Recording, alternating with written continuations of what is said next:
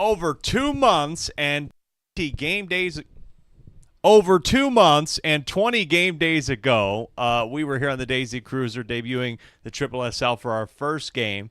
And after 100-plus games, so much drama, we come down to the penultimate game day. Not the final, but the penultimate game day, which feels like it could bring finality to the 6 teams that make the Triple SL playoffs and the one who will win the Triple SL crown or push us to our final game day 22 out of 22. I'm Alec Rome, your commentator, commissioner, and owner of the Birdo Bows, who luckily already have the first round bye, so we don't have to worry about playing on Wild Card Weekend coming up in July. But, man, we are here on the last day of June, and it could be the last night with which some of the teams in the Triple SL have a playoffs chance, really, and some will clinch a playoff spot potentially tonight. But, of course, if you're just joining us, thank you so much. I'm Alec Rome.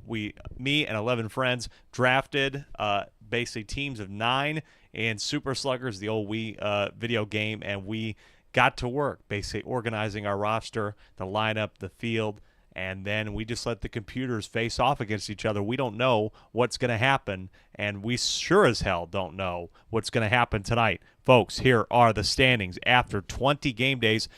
We started off game day 20 with 2 very close games, both within a couple runs of each other. Waluigi and Petey Piranha's 2 home runs, launching them over the Bowser Jr. rookies.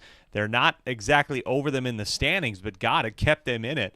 And it might have pushed Bowser Jr. a little bit too far out of it. Now Bowser Jr. is pretty much at win or go home. Then we had Diddy lose a heartbreaker. And Diddy and Dixie watched the winning home run from Yellow Pianta go over their head. And Wario winning 6-5 at home. And so they clinched a playoff spot, and now they face Birdo tonight to see if they can clinch the bye. Then further down the table, we have a 3-team tie-up at 11-9. And, of course, last week we ended up seeing Bowser smush Mario to get a little bit closer to hopping them in the standings. That's very close. That one, of course, they split their season series. Luigi taking another chunk out of Daisy. Daisy was one of the best teams in the Triple SL. Now we're looking at Daisy. Still a very good team, still dangerous, but only a +4 run differential. That, to me, seems insane. And then, of course, wrapping it up, Birdo absolutely smoking DK, and it put DK after winning 6 in a row and 9 out of 10, putting them now in a very precarious position at 10-10 and exactly a 0 run differential. Colby in there. It's a little bit too important, my friend Colby, for you to let you pick Birdo's lineup. It's already locked. But hopefully next season, when some of the fans might be part of ownership groups or part of team staff, maybe that is an opportunity for you to pick lineups. But it's too important tonight. It's too close. We got to keep my Birdo Bows as they've been doing. You wouldn't change anything because I'm not changing anything the way it's been going. Now, you see all the standings there. DK losing a lot, so they get right down to the middle there. Luigi just 5 runs back at 10-10. Diddy 1 loss back, but also 5 runs back from Luigi, which would make tonight really interesting. And if they win and somehow Luigi loses, those two could, in theory, either be playing for a playoff spot or who knows. Birdo starting tonight. Colby, let's take a look at tonight's games and some of the metrics / playoff possibilities for all of these teams. Thanks to Green Bay Peyton, of course, who's been a big contributor and part of our community for helping me out a little bit with some of the playoff scenarios in game day 21. Waluigi starts off tonight at the Cruiser to take on Daisy. Daisy, by the way, interesting stat I pulled tonight, 4-6 since they were upset by Waluigi,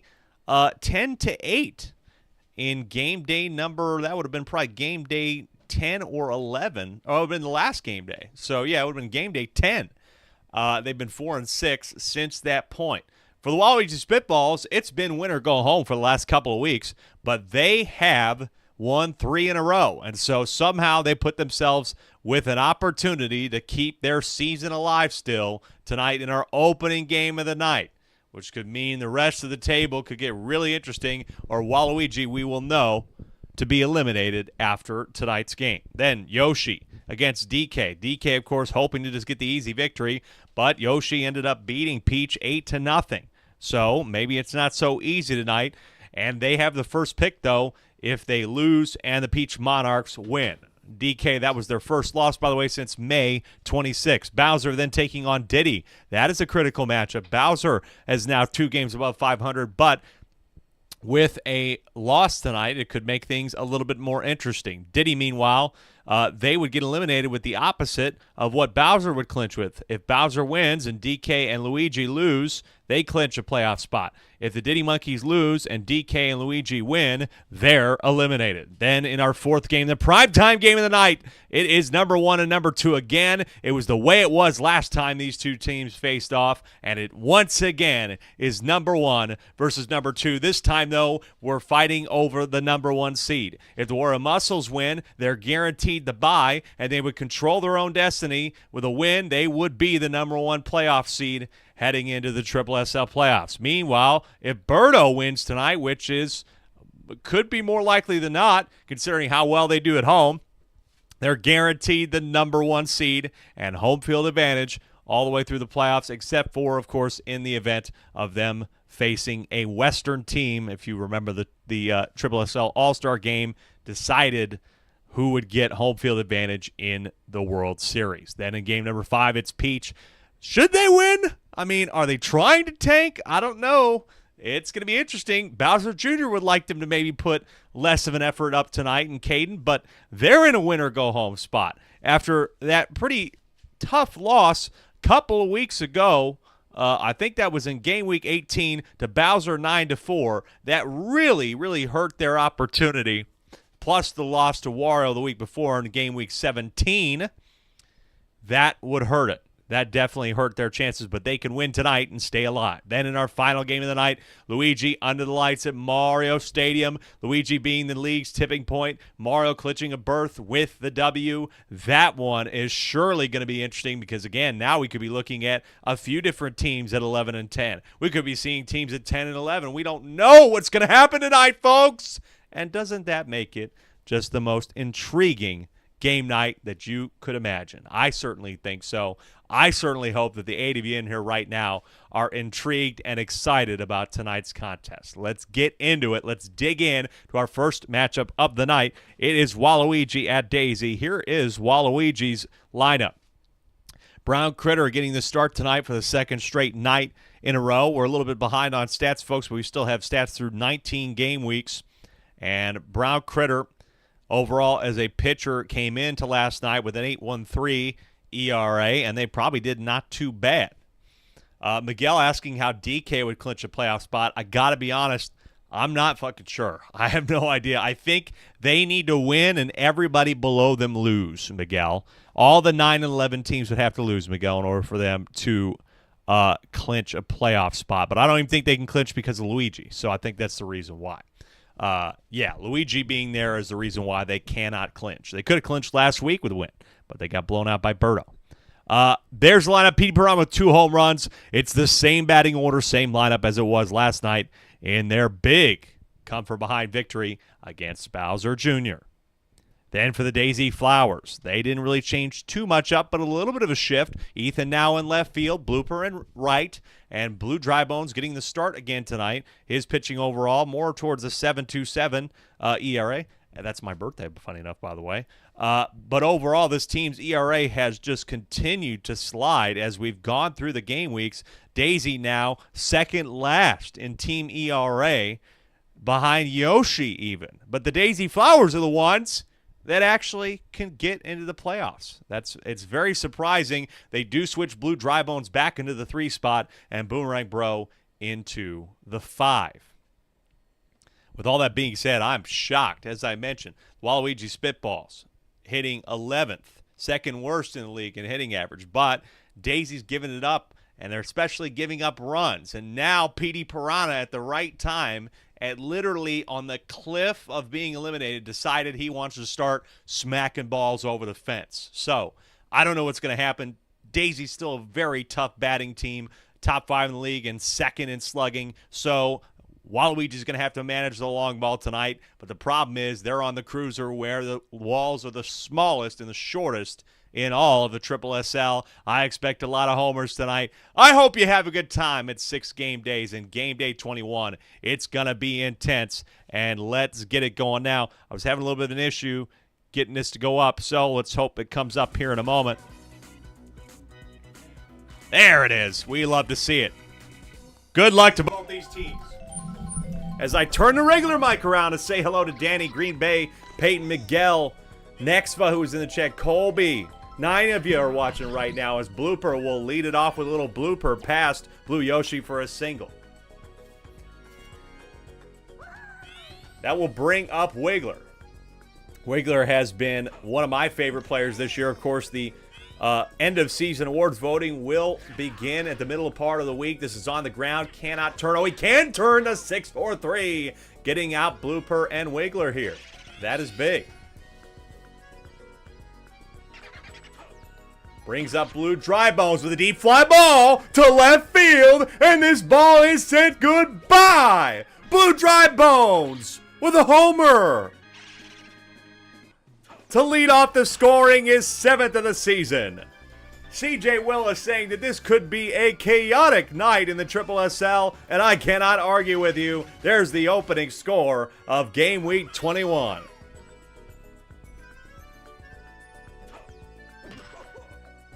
Funky Kong keeping the inning alive with a single. Colby on YouTube asking if I ever thought about doing an MLB The Show simulation league. Gotta tell you, as much as that seems interesting, I think it would be just a little bit more boring, potentially, than this league. I feel like this is, I'd have to keep it short. I love the format of this. I love the fact that there's a lot of offense. It would make it a little bit more interesting. I don't know, I just love the compactness of this type of season. I don't like to toot my own horn, but when I do make things, I try to make them as good as I can before we get started. This is on the ground. After a couple extra hits there, they do finally get out of this inning, but they allow the solo shot to left. It's 1-0 Daisy Flowers as we head to the bottom of the inning and the top of the order for this hot Waluigi Spitball side. This one's on the ground. Toadette's got the easy 6-3 to start us off. But Colby asking about what about Mario Superstar Baseball? Potentially, I really do like this specific format, and because the more characters being the big reason why we can accommodate 12 different teams, Colby. But I do think that more simulation leagues or like one-off events could be in the picture. A Mario Super Strikers Mario Strikers Charged League. Or like a Euro format. Petey Piranha continues to impress this year. He's going to have another homer to take the lead again early. Petey Piranha continuing this incredible run. I know it was a little bit too late for Waluigi and for Tim. He would have preferred it earlier, but God, are you happy to do it now to keep them alive? It's 2-1.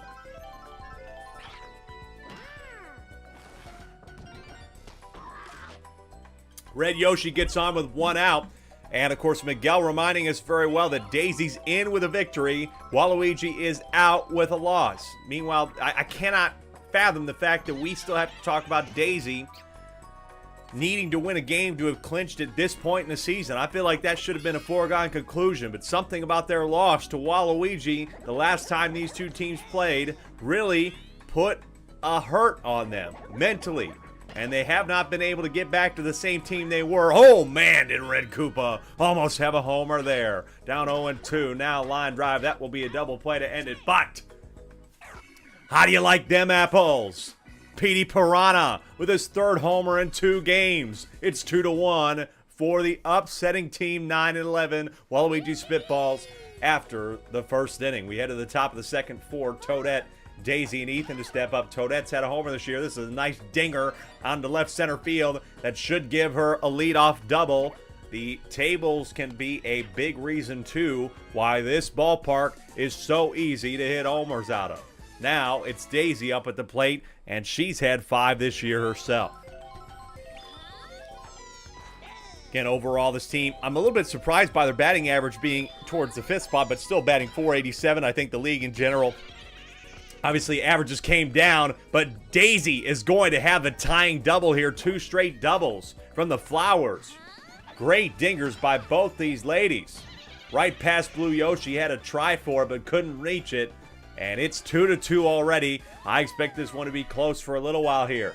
Brown Critter getting tired right off the bat. I know his ERA is not as consistent. Waluigi's a lot better. We expect him to come in, but really, Brown Critter, it's more about setting up Waluigi for a successful rest of the game than him having an amazing start. But with nobody out and runners on 1st and 3rd, I do think you could be considering pulling him right now, and that's what Waluigi's going to do. Not going to mess around. He's stepping in here in a second. 1 inning, 2 earned runs for Brown Critter, and he's been very solid at the second base spot. This is going to be on the ground. Cannot pull 2, and even safe at first. That's an infield hit, an RBI for Blooper, and they take the lead 3-2 off of that. Daisy went in sliding, thinking, hey, this might be a close play. CJ saying 2 teams who look desperate to remain in the race. Feels like this is going to be back and forth. Daisy knows she shouldn't be in this position. Waluigi fighting for dear life. And sure as hell looks like that's what it's going to be right now. Off the noggin of Tim. Man, he almost let that one go by his head. But finally, they get the first out. It careens over to Red Koopa in left. Now Blue Drybones, who hit the homer earlier, hits the off-speed right down the middle. And the bases are loaded for Funky Kong. Second in the league in RBI. And in 3 in home runs. 18 homers this year. I think he's 3rd. And he's down 0-1 here. The 0-1 pitch is off speed. It's not a homer, but that's going to plenty do. One of the best RBI hitters in the league is going to bring 2 home and make it 5-2. Great hit here from Funky Kong with the bases loaded. And that will certainly help their heart rates maybe just a little bit. Brings up Boomerang Bro, and again, their hitting prowess is part of the reason why I'm so surprised they're even in this position. Line drive, can he turn the double? No. That would have been nice to get him out of this inning and limit the damage, but they're going to have to get through one more hitter. That would be Red Paratroopa. Miguel, Green Bay Peyton in our Discord already kind of put together some of those playoff scenarios, but you're more than welcome to put them back in here as things apply. Or talk about it more. Brown Critter's going to grab another one. God, in the last game, I was able to score the last game that they played the other night.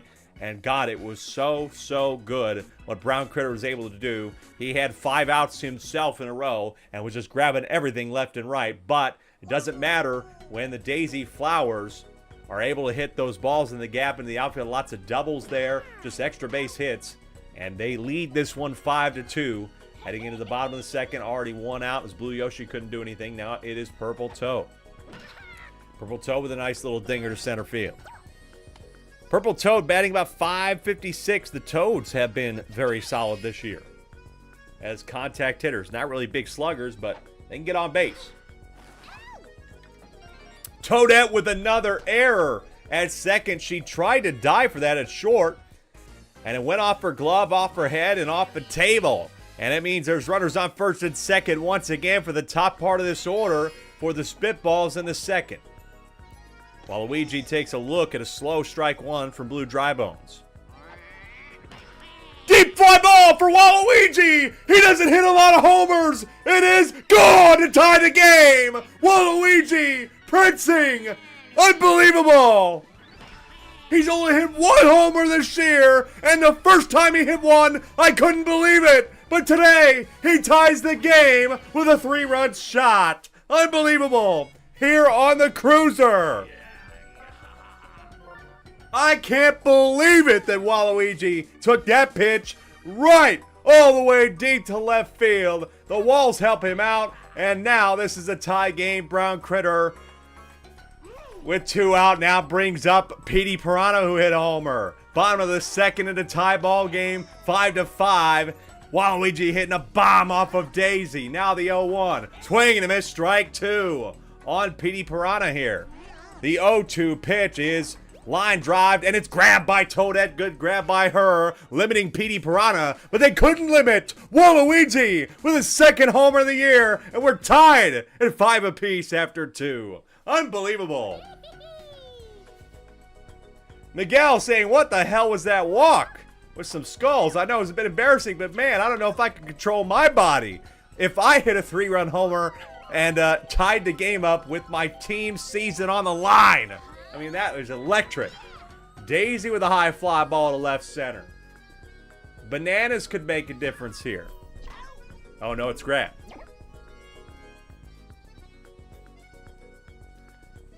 Grab, so no concern. There's 2 out here in the top of the 3rd for Ethan. Waluigi both hitting the clutch home run, and now maybe he can get out Ethan here. And he will get out Ethan. And they will have a 1-2-3 inning in the 3rd. Incredible stuff from this Waluigi Spitball side. They have pulled it together at a perfect time and on the road. They lead 5, or have it tied rather, 5-5. Can they take the lead here with Red Yoshi? Strike 1.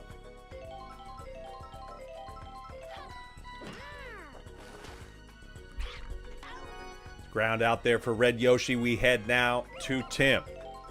Tim has been not too bad. He had a homer, batting .426. The Mees have really pulled it together. We had some Mees in this league that struggled, but there's Tim adding another single.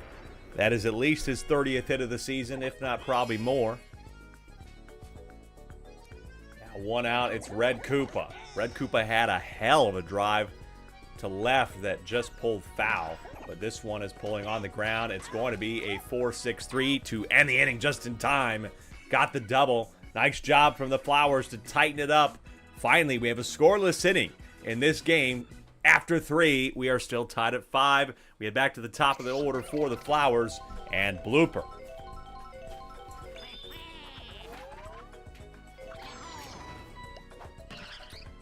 Blooper with the ball on the ground. That's a 6-3.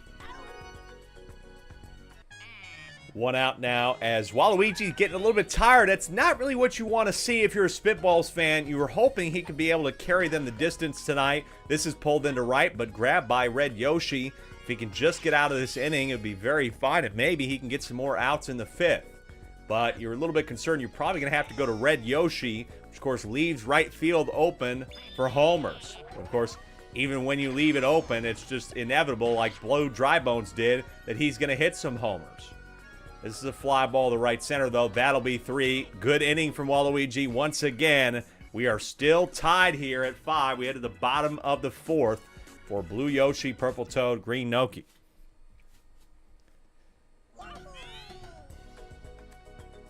This is Blue Yoshi now.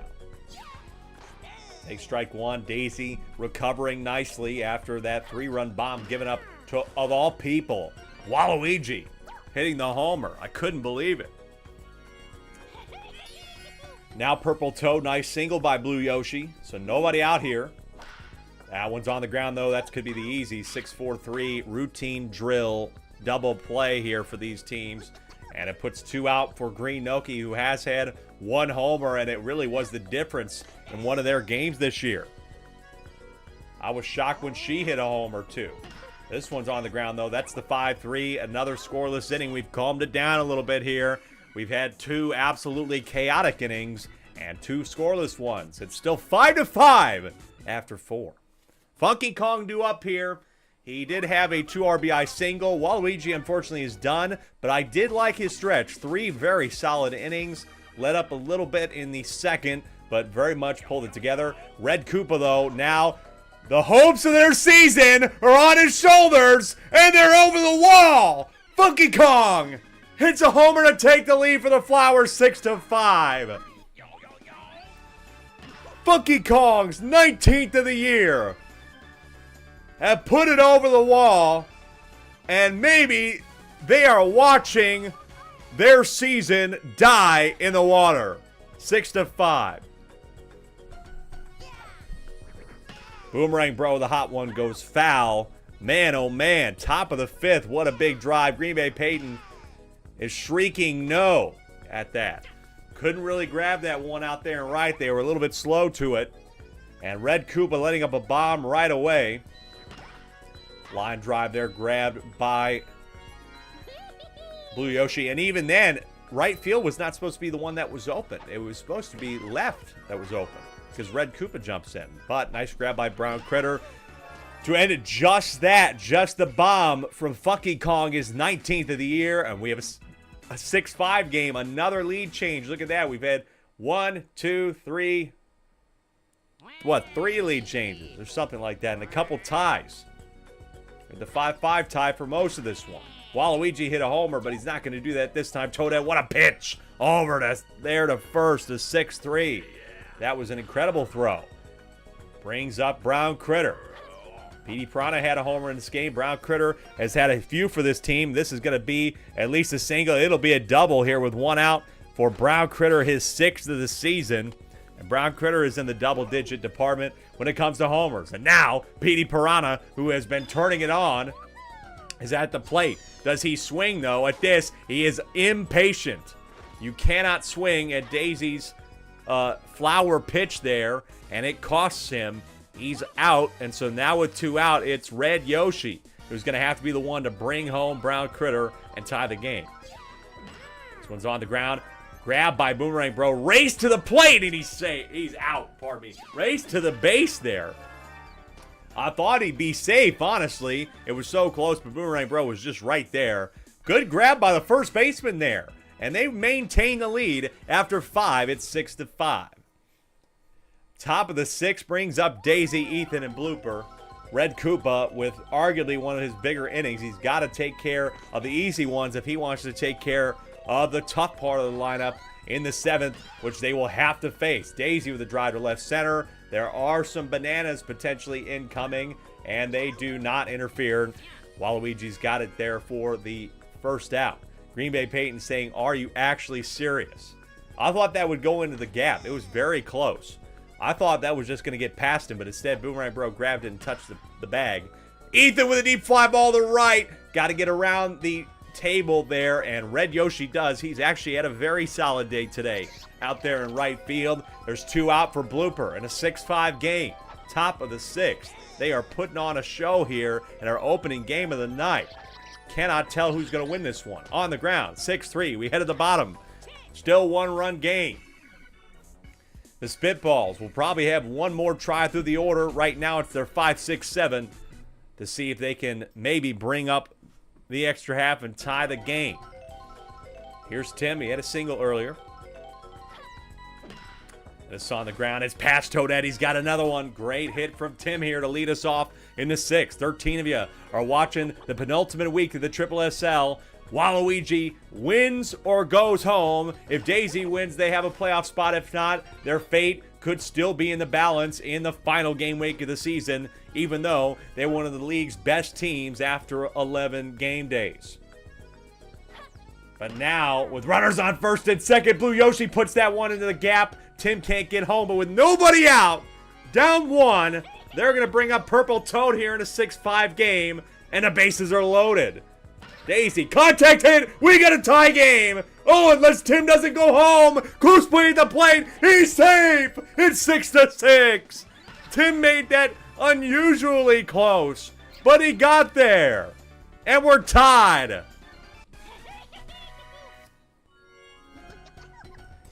Now Green Noki with the bases loaded. Daisy just going to use a star pitch here. Will Green Noki be patient? No, she won't. It's an infield fly no matter what. But hey, you don't mind it. You still got 1 out. And here comes Waluigi again. Waluigi had a 3-run homer in this game. Who knows what could happen here? 1 out. Bases loaded. He's going to use a star swing here. This is on the ground in the gap. They're going to be safe. It's 7-6. Waluigi leads in the bottom of the 6th. Unbelievable. This team was on its dying breath just weeks ago. Tim had pretty much told me, this is over. It's over for us. And now all of a sudden it's not. And Brown Critter's at the whole plate in the box right now with a chance to add to the lead. The first pitch is a deep fly ball, and it could be close. It's foul. My goodness, the 0-1. It's another ball that goes foul, and now he's down 0-2. The 0-2 pitch is going to be one of these flower pitches. You have to swing at it, but he uses a star swing! Star swing! Hits Daisy's pitch with a star swing! And they're going to have an extra run lead. 8-6. Unbelievable. Have we ever seen anybody do that this year? Counters her pitch with a star swing. And Brown Critter, who I've said has carried this team all year long, does another clutch moment here for the Spitballs. Daisy's tired. She's out of there. Bring up Blooper trying to finish this off. I might have put Wiggler out there, but the problem is then you wouldn't have anybody out there in the outfield, and they still don't. And now Petey Piranha's at the plate. The 1-0 is now a 2-0 against Petey Piranha. This pitch. Another star swing. That ball's close. Oh, it's off the wall foul. That looked fair to me. God, I couldn't tell. The 2-1 is now 3-1 with the bases loaded, Blooper. You gotta throw it over the plate, brother. He does. It swung on. Deep fly ball to left field. Petey Piranha is gonna grand slam it. Unbelievable. Waluigi Spitballs are in a commanding lead. And they could go to 10-11. The scenes here on the Cruiser are almost unimaginable. 12-6. Blooper, bad at bat. He threw 3 balls, had to throw one over the plate to Petey Piranha, and that gave them a huge gap now. Unbelievable 6-run lead. What a game this is in our opening game of the night. Unreal. What we're witnessing right now here, folks. Strike one on Tim. Runner on first. Tim, that ball's on the ground. They might finally be able to get out of the inning. They will with the 4-6-3. But man, oh man, that is a season saver. 12-6, 7 runs in the bottom of the 6th. And now the Daisy Flowers are 3 outs away from being 11-10. And still their fate might be in the balance in the final week of the season. And Brown Critter's going to grab one in the gap. This is unbelievable. I've said that so many times already in one game, but I truly cannot understand what I'm seeing in front of me right now. Waluigi with a homer, Petey with 2 and a grand slam. They have turned it on in one of the most pivotal moments of their entire season against a critical and such a good hitting team. They've held them to 6. Red Koopa's still in there. He's got 1 out. Funky Kong at the plate. Funky Kong with a high fly ball to left center. And there's no error item. And they are going to be down to their last out here. 1 out to go. And it's Boomerang Bro. 2 outs, down 6. The first pitch is swung on and grabbed by Brown Critter. And the Spitballs are still alive.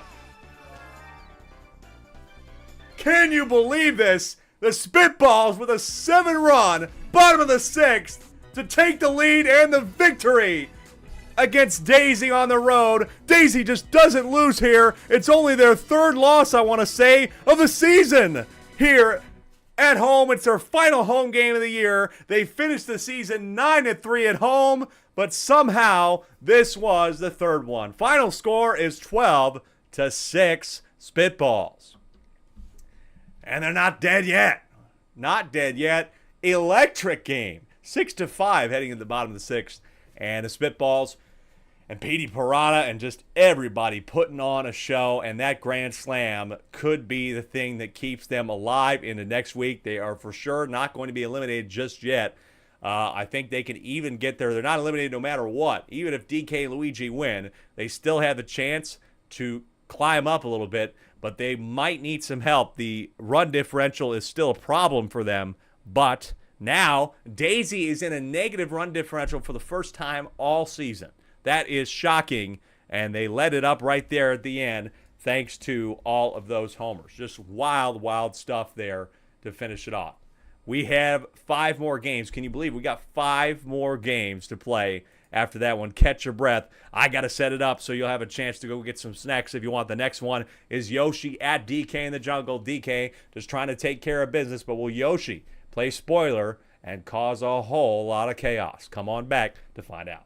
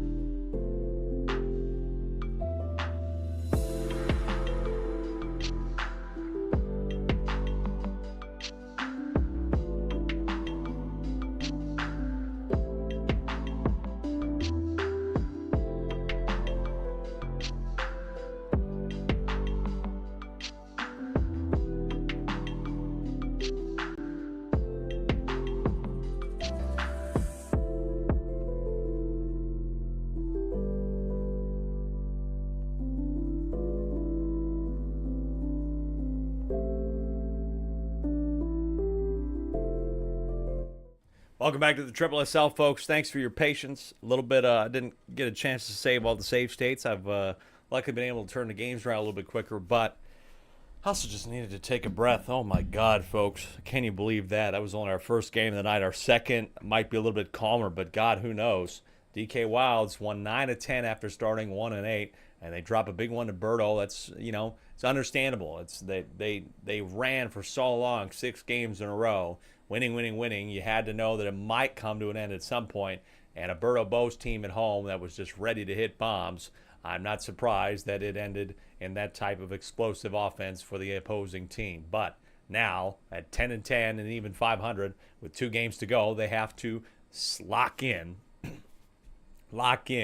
and beat a Yoshi Eggs team, which has been battling and been at the bottom of the league for a while now, but all of a sudden decided maybe we don't want the first pick. Maybe we want the second pick. They beat Peach on Friday, last game week, 8-0, with a franchise record, if you could believe it, 8 runs. So maybe they want to keep going. Maybe they're trying to go for more.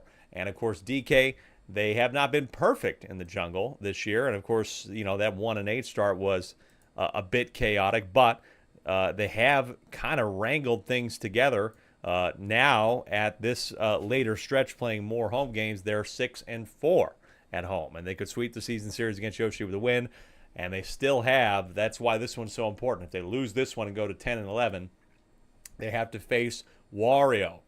Once again, they would have to upset one of the best teams in the league to stay alive. They should just win, and they will still have to play Wario hard, but they will have a little bit of breathing room, but maybe not much. We don't know. We still have some other teams to play tonight that could potentially decide that, and especially now with Waluigi going to 10 and 11, they won't have any breathing room no matter what. They're going to have to win again in order to make it close. But Waluigi overall, as we put that game in there and look at the season standings, Waluigi is still at a negative 31 run differential. They have had a couple blowouts in the second half of the season and the last couple. So now all of a sudden they brought themselves into the conversation where if Luigi loses a big one tonight, well, God, they could be in it. If DK loses a big one magically to Yoshi, it could be interesting. So, got to keep it together. Here's Yoshi's lineup. It's the same as it was last night. It's going to be Yoshi pitching. Didn't do too bad overall. Obviously, I think it was a complete game shutout for Yoshi. So, he's warm. He's good to go. He's feeling good. And 7 straight innings without allowing a run for Yoshi. Surely that's going to be some momentum for the Eggs. But, again, if they lose tonight, they have the number 1 pick next season. Eli will, to either stick with Yoshi and attempt to rebuild or blow it up and go to a different team as a new owner. Meanwhile, for the Peach Monarchs, they are also potentially, not for the Peach Monarchs, pardon me, they're the team that's still in the race. DK Wilds. The DK Wilds. I have them set up on my stream deck where the games are normally on top of each other, but I didn't set it before this broadcast, folks. Brown Critter is the pitcher tonight. DK did game weeks 19 and 20. He started in 19 and 20, and so it's Brown Critter to start in game week 21. And Brown Critter has been very solid. Both those guys have kept it together, but their ERAs, not counting the Birdo game, which we have not scored yet, are probably dropping. But Brown Critter before all this with 22 innings had a 3.18 ERA. And so I'm going to assume that last night was a bit of an anomaly. And maybe they can take care of business with their bats and on the mound against the Yoshi team that does not have much to play for. They're more playing for pride, but God, pride can be quite the interesting factor. Pride can be quite the character trait that maybe you don't want, but it can be hell of a motivator. Pride, spite, those are things that maybe Yoshi is looking to work through, and maybe that spite is going to motivate them to play DK at 100%. Here we go. Second game, it's going to be Teal Yoshi to start us off. The DK Wilds, good luck to both teams. God, can you imagine what will happen if the DK Wilds don't win this game? Here we go. Yoshi, like I said, 7 innings in a row with no earned runs. Teal Yoshi has had 1 homer this year. Was in this ballpark to left field, the 0-1. It's a nice fly ball. It is just pulling foul. That was a good contact hit, but he's down 0-2. Next, Luigi Knights fan, of course, saying hoping the Eggs can somehow get the win and help out the Knights in the standings. So, yes, that's a big thing. That is certainly what the rest of the league is looking for. There's going to be some anti-sweaters against DK as there was last night, the last game night. On Friday, we were feeling like after about 3 games, I thought that it might not be very interesting tonight. It really might not. It might be academic at this point. But then DK loses, and all of a sudden there's still very much, and Luigi winning. Now all of a sudden there's very much a path for a couple of teams. It's not done and dusted yet. We could have a bunch of teams at 11-11 by the end of it all. Strike one on Peter here.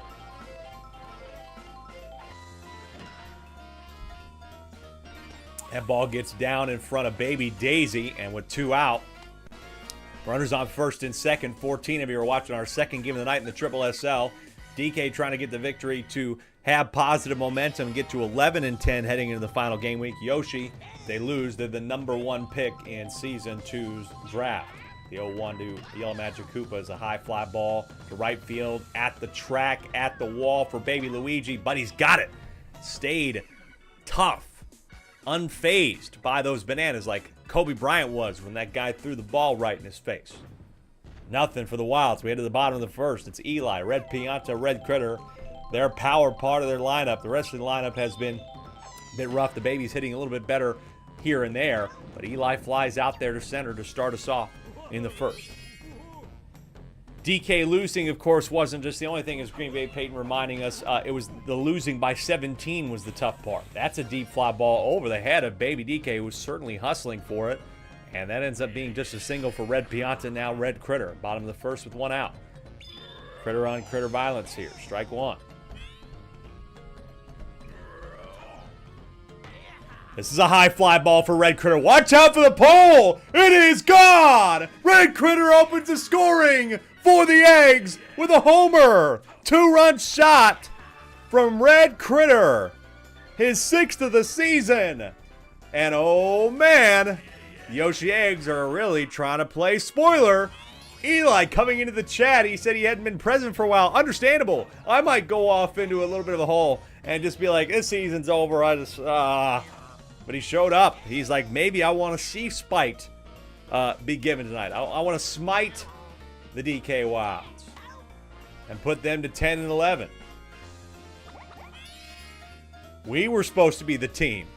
We were supposed to be the team that made the Cinderella comeback, not DK. Ground out there, but doesn't matter. Red Critter with a 2-run shot to left field off the foul torch. Not a pole, it's a torch. Giant ass torch. 2-0 after 1. Boo stepping up now. And Shy Guy, and of course, DK. DK, who has been hitting homers. He's got 11 coming into week 20. He might have had 1. But otherwise, it was a pretty rough night against Birdo. That's an easy ground out 4-3 to Red Shy Guy. Now it's Yellow Shy Guy, who will do the same thing, except that one stayed in the air. And so quickly 2 down for the Wilds here in the second. And now I'm sure Peter has got to be sitting up a little bit in his owner's box. And wherever the temple is, where the owner's box is, he's got to be a little bit worried about it. But DK is going to send a ball to left center field. There's a lot of trees out there. It's kind of a pop-up, and Baby Mario has got it for the 1-2-3. Still, Yoshi through 9 innings pitched, no earned runs in the last 9. And they have a 2-0 lead. Green Bay Peyton saying low-key didn't know it was a torch. Yeah, it comes on at nighttime, just as the rest of the torches out there do. And right now, the Yoshi Eggs are apparently just turning it on at the end of the season. 2-0, bottom second. Line drive for Yoshi. Yoshi's he had a solid game against Peach. He had a few different singles in that, and I think his average has kind of come back to earth. He's averaging 368 still, and there are certainly Yoshis that average a little bit better than he does, but came back to, I don't know, not really back to earth, but up to earth, out of the ground. I don't even know how to describe it. Powerball causes an error at short. And so now Baby Daisy, who had the inside the park home run against Peach, by the way. Only the second in league history. Boo is the other one. That's off the glove of Yellow Yoshi because of another pow. I don't even think the pow ball really made the difference there. I think he just dropped it. He didn't fall. It just went off his glove. And so the second straight error for the Wilds here now brings up Baby Luigi. First pitch taken for a strike. Bottom of the second, the Eggs all of a sudden have found something here in the middle. Off of Yellow Shy Guy, the third consecutive error for this team. And they have the bases loaded. Oh my goodness, Brown Critter is just beside himself with this team. And now Eli has stepped up to the plate here. Deep fly ball for Eli to center field. It's back, gone! Grand slam for Eli. Only his second homer of the season. And could they be playing a giant spoiler in the DK Wild season? It's 6-0. Oh my goodness. Did we want to fuck everything up tonight or what? 6-0 in the second. Now the teams at the bottom of the standings are getting some massive revenge. Oh man. Game's not over yet. Of course, 6 runs is still very much a reachable comeback. But the Yoshi Eggs look in command right now. They look ready to roll. They scored 8 last week, and that was their franchise record, and they're already 3/4 of the way there.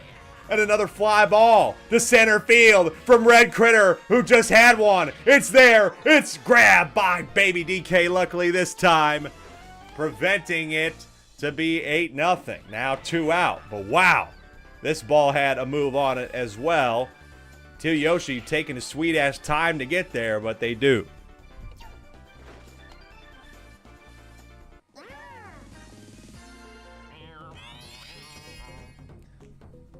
Caden so far, yes, saying grand slam in every game today so far. That is off the glove of Yellow Shy Guy.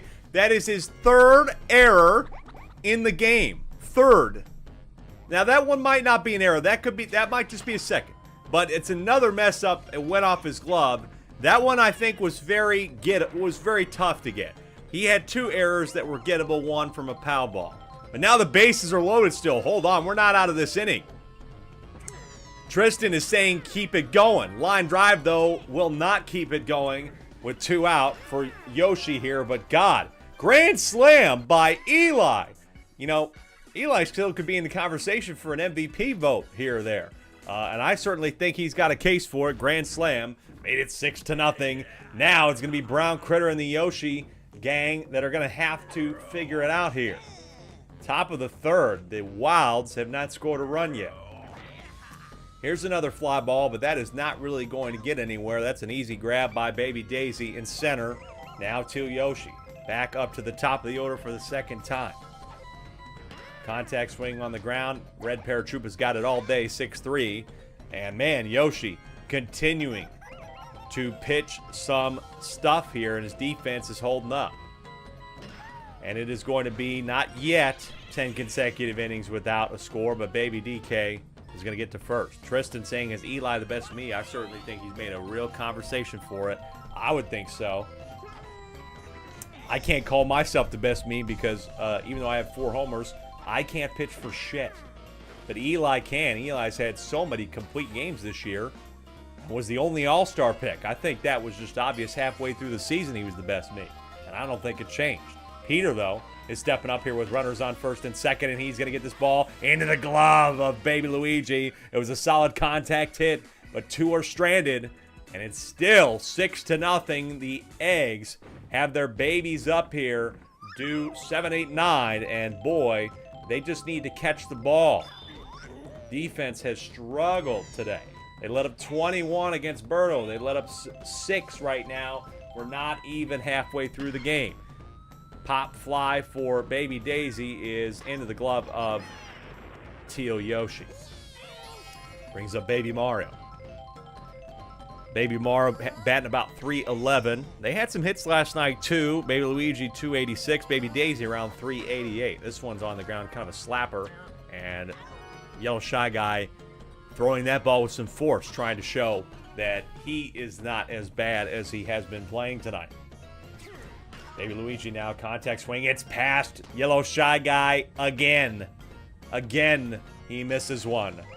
Now for Eli, who just had the grand slam. He's back up for the third time. Strike one on him. 6-0 bottom third. That gets down. And so he's going to have another one. I cannot describe what has been going on here, man. This is wow. Red Pianta with a drive. That's past Yellow Shy Guy. That's going to bring Baby Luigi home. And it's 7-0 Yoshi.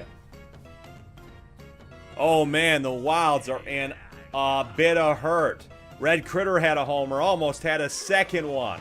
Is he going to have another one with 2 out? This is a deep fly ball to right center. At the track, Baby DK's got it, and luckily, they keep the floodgates from opening here.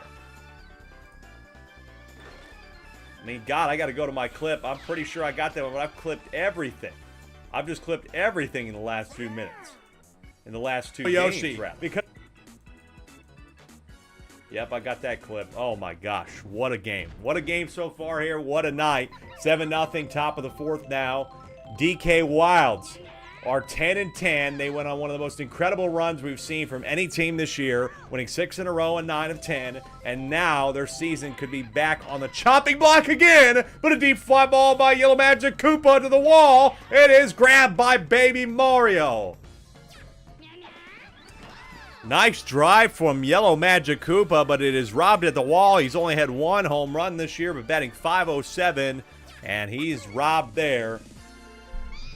And now brings up Boo. Got to do something, Wild, says Danny. Danny says you got to do something. That means you got to do something. This is a fly ball that's grabbed by the tandem there once again in the outfield. Yellow Shy Guy has been nothing short of abysmal today at short. And he's going to have a single, though, to try and repent for his sins.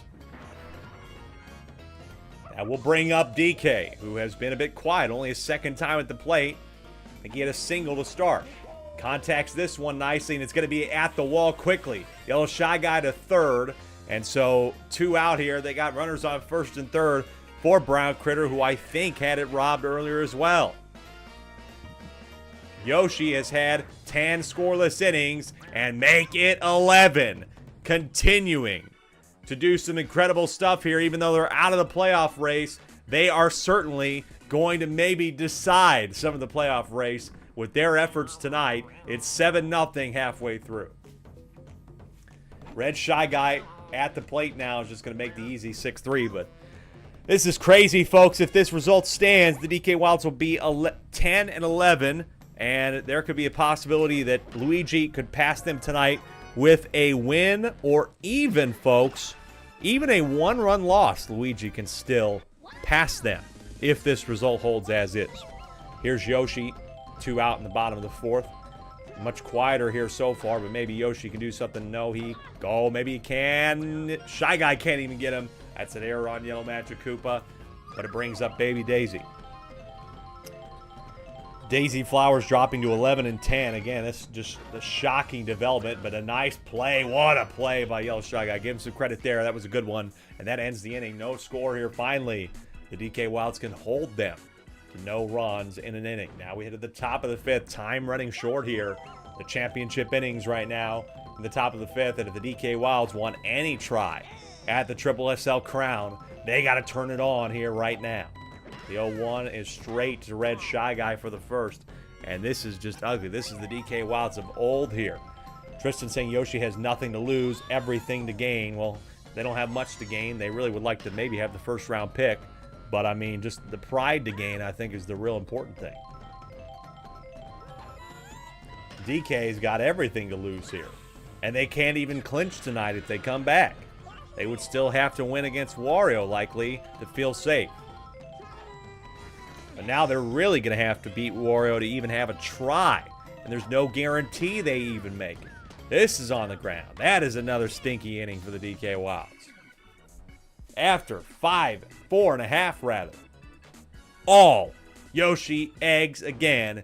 Can they beat their own franchise record 2 weeks in a row? They got 8 last on last Friday, or this Friday rather.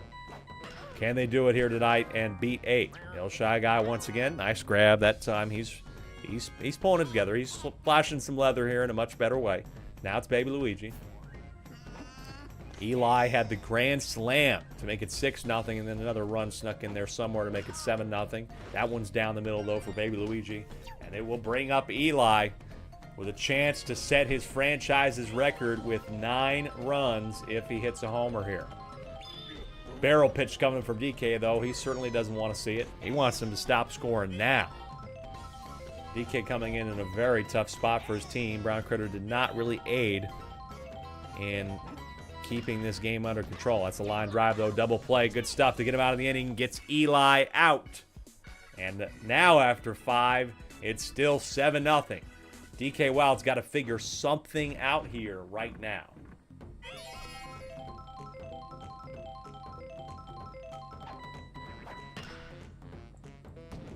That ball gets down in center field for Baby Daisy, or for Peter rather. And so he is got one on with nobody out. Yellow Magic Koopa had a home run robbed earlier, and it pulls foul this time on the first pitch of his 3rd at-bat. This one is grabbed by Red Magic Paratroopa, rather, and got the double 6-3. And the Yoshi Eggs are just determined to shut out another team here. They had their 2nd shutout of the SSSL season on Friday, and they are on track to do it again tonight, this time to a 10-10 DK Wilds team. It's Boo here with 2 out, back against the wall, and he'll have a single here to try and keep the inning alive. Boo brings up here Yellow Shy Guy, who has been a culprit tonight, but he did have a single in the last inning. Strike 1 on him. 12 straight scoreless innings for Yoshi. Teetering on 13 would tie Eli. I think Eli might have let up 1 run, and there we go. It's 13 in a row for Yoshi. It is shocking that this team's great pitching could not put them into a playoff spot right now, but nonetheless, they're shutting out the DK Wilds. 7-0 here in the bottom of the 6th. Now they get one more try to beat their franchise's record. This is a high one. It's going. It's back there towards the track for Baby DK, and it's grabbed. Just a little short. Red Critter now up at the plate, who might have had a homer. I know, yeah, he did have a homer. He had it off of the foul pole and had another one robbed in center. The 0-1. Another barrel pitch coming from DK. He's just wanting to get him out of here. Don't worry about it. But this one is contacted well again. Baby DK has that flower there, and it does cause him an issue. And Red Critter's going to get to 3rd on the error. Baby DK has a tough spot for that ball to get hit at. And now DK is getting tired. Could be disastrous to add any more runs. No team's ever come back down 7 runs in the SSSL. There's been plenty of 6-run comebacks. There's the 1-3, even if it was a little off the plate. They do get 2 out here. That's it for DK. I don't know why he couldn't just stay around for another one. But Yellow Magic Koopa will come in to get the last out, and they hope they're going to come back for the 7th. But there is certainly no guarantee of that happening. Line drive here for Red Paratroopa is grabbed by Baby DK. We head to the 7th.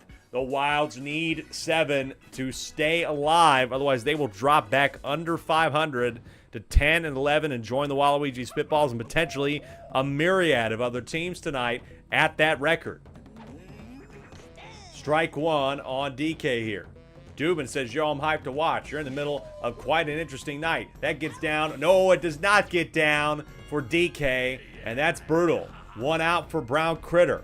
They need something, anybody, to get on base or have anything to do with this game. That's a single for Brown Critter. It brings back up their top of the order for Teal Yoshi. You have to bat around everybody to stay in the game, otherwise you're going to 10-11. That's a terribly picked ball, but luckily the green shell will keep them in it. That was a bad pitch to swing at by all standards. But now here's Baby DK. That one's down the middle, and he does not swing at it. I don't think you're getting a better pitch. I know it was the first one. This one's off speed, though. That's on the ground. Watch out for the foul ball. No, there won't be one, and there won't be a win tonight. The Yoshi Eggs will not have to pitch the 7th because they just shut out the DK Wilds 7-0 on the road. That was a mess of a game for the DK Wilds. They've been shut out a few times like that this year, and it couldn't be more costly. Tonight, they dropped to 10-11, and their future in the SSSL will hang in the balance. They have to win next week against Wario, and who knows if that will even be enough. Oh boy, how about that Yoshi? Still, 14 straight innings without an earned run, a run period. What a stretch for him. It is shocking that those two have put together so many complete games this year, but they could not do it the rest of the way, and they are not in the playoff conversation. But now they're in the conversation of not having the first pick with that victory, 7-0. They are currently going to be exactly tied in run differential with Peach. Of course, that will change after tonight as Peach plays in a little while, but could make things real interesting nonetheless. I'll input that score, 7-0. Eggs over the Wilds. We head to our third game of the night coming up here in just a few minutes. It is going to be the Bowser Monsters at the Jungle coming right back here to take on the Diddy Monkeys. That is another interesting one. The Diddy Monkeys could be out of this one, but luckily DK losing keeps them at least somewhat in the conversation. But if they can win, they would go to 10-11 and have quite the face-off next week against Luigi in the final game of the season. Come on back. We'll find out what happens in just a moment.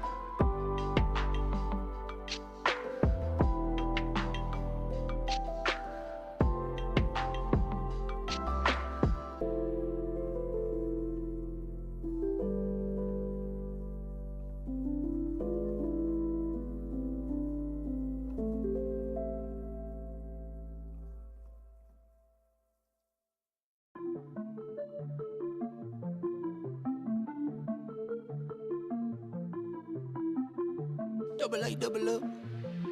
Yeah.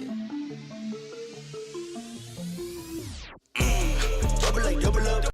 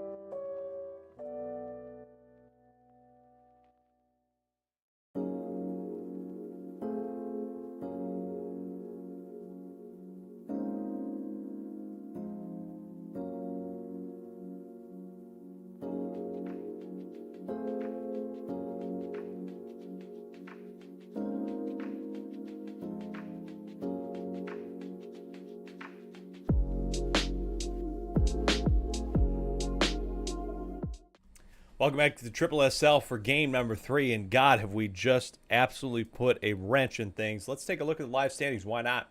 Before we get into this third game, so you have a little bit more context as to what we're looking at right now. So there we go. There is the standings. Yoshi getting to 7-14. DK Wild, the DK Wild is now dropping to 10 and 11 in the -7 run differential. If Luigi loses by 1, they will still stay above them. But Daisy, look at that, -2. She's at 11 and 10. And the Bowser Monsters, now with all of that going on, getting to a 12th win. I think they just clinch period tonight because, you know, yeah, I don't think they can. If they win tonight, they're definitely in. So there's no extras going on with them with that loss. So they're winning. They win. They are certainly in. Because they go to 12 and 9, and really they wouldn't have enough people to pass them. So Mario, I think, kind of in the same conversation with Daisy losing in particular.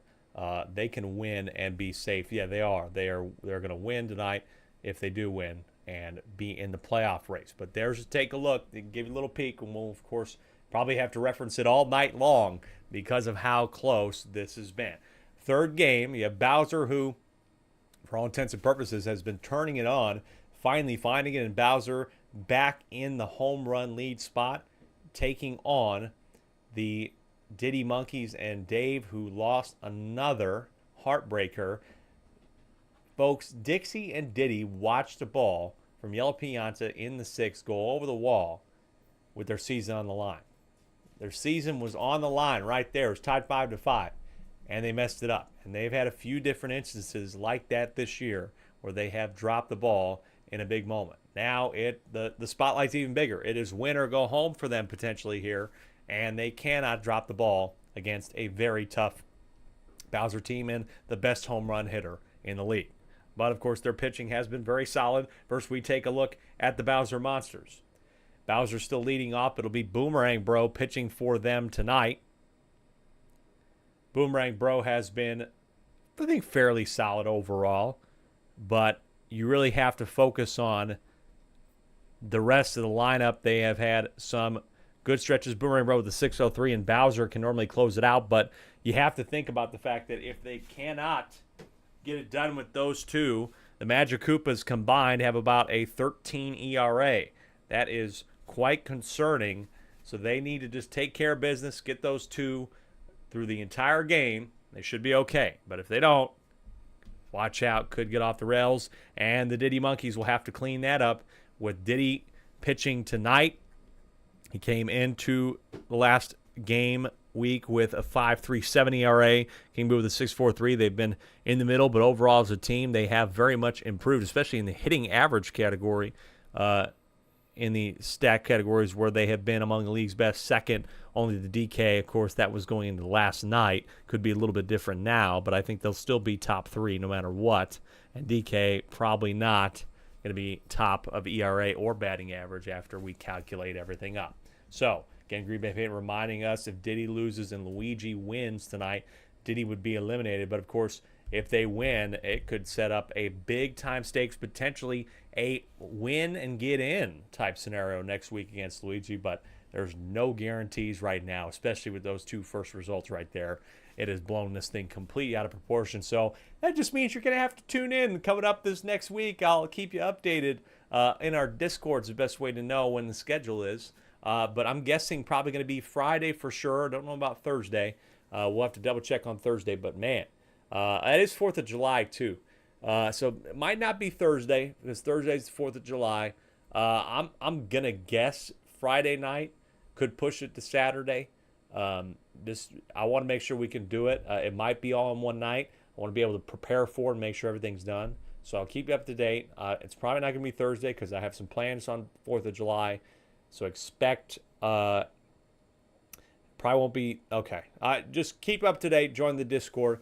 I'm guessing it could even be Sunday next week. We could split it.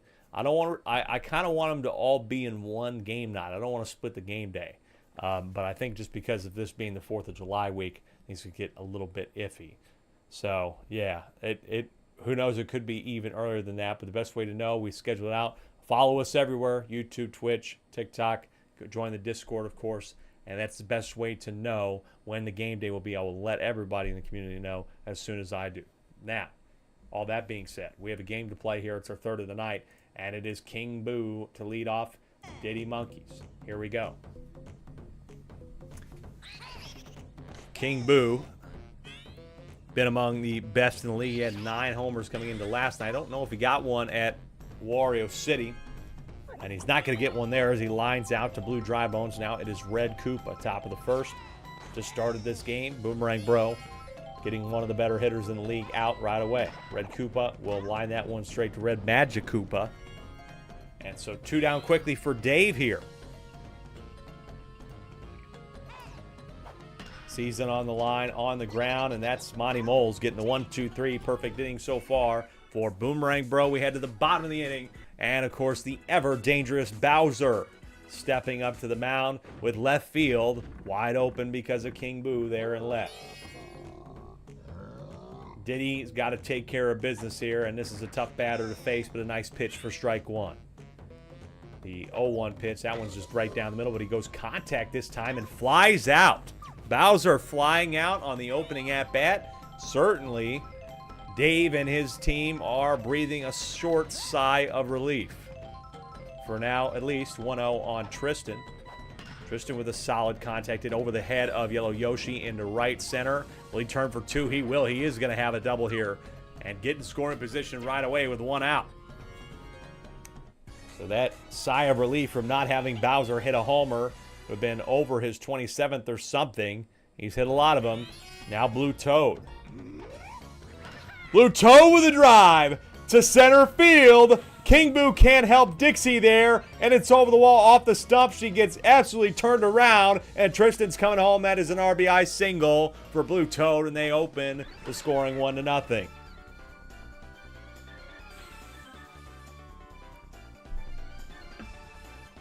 Ran around, and you can just see that went off the root of the tree and bounced the wrong way. Dixie couldn't really play it and had no way to get over there. Couldn't stand up on the root of the tree. And so 1-0 here. Blue Critter at the plate. Here comes a banana ball from Diddy Kong. I like it. It's now 0-2. No banana ball again, but off speed here, and this is popped up. That's a good pitch from him, and that's 2 out. 13 of you are watching the third game of the night in the Triple SL. Of course, follow us everywhere. We're going to have the playoffs in the month of July. The first playoff weekend is likely to be, what is that?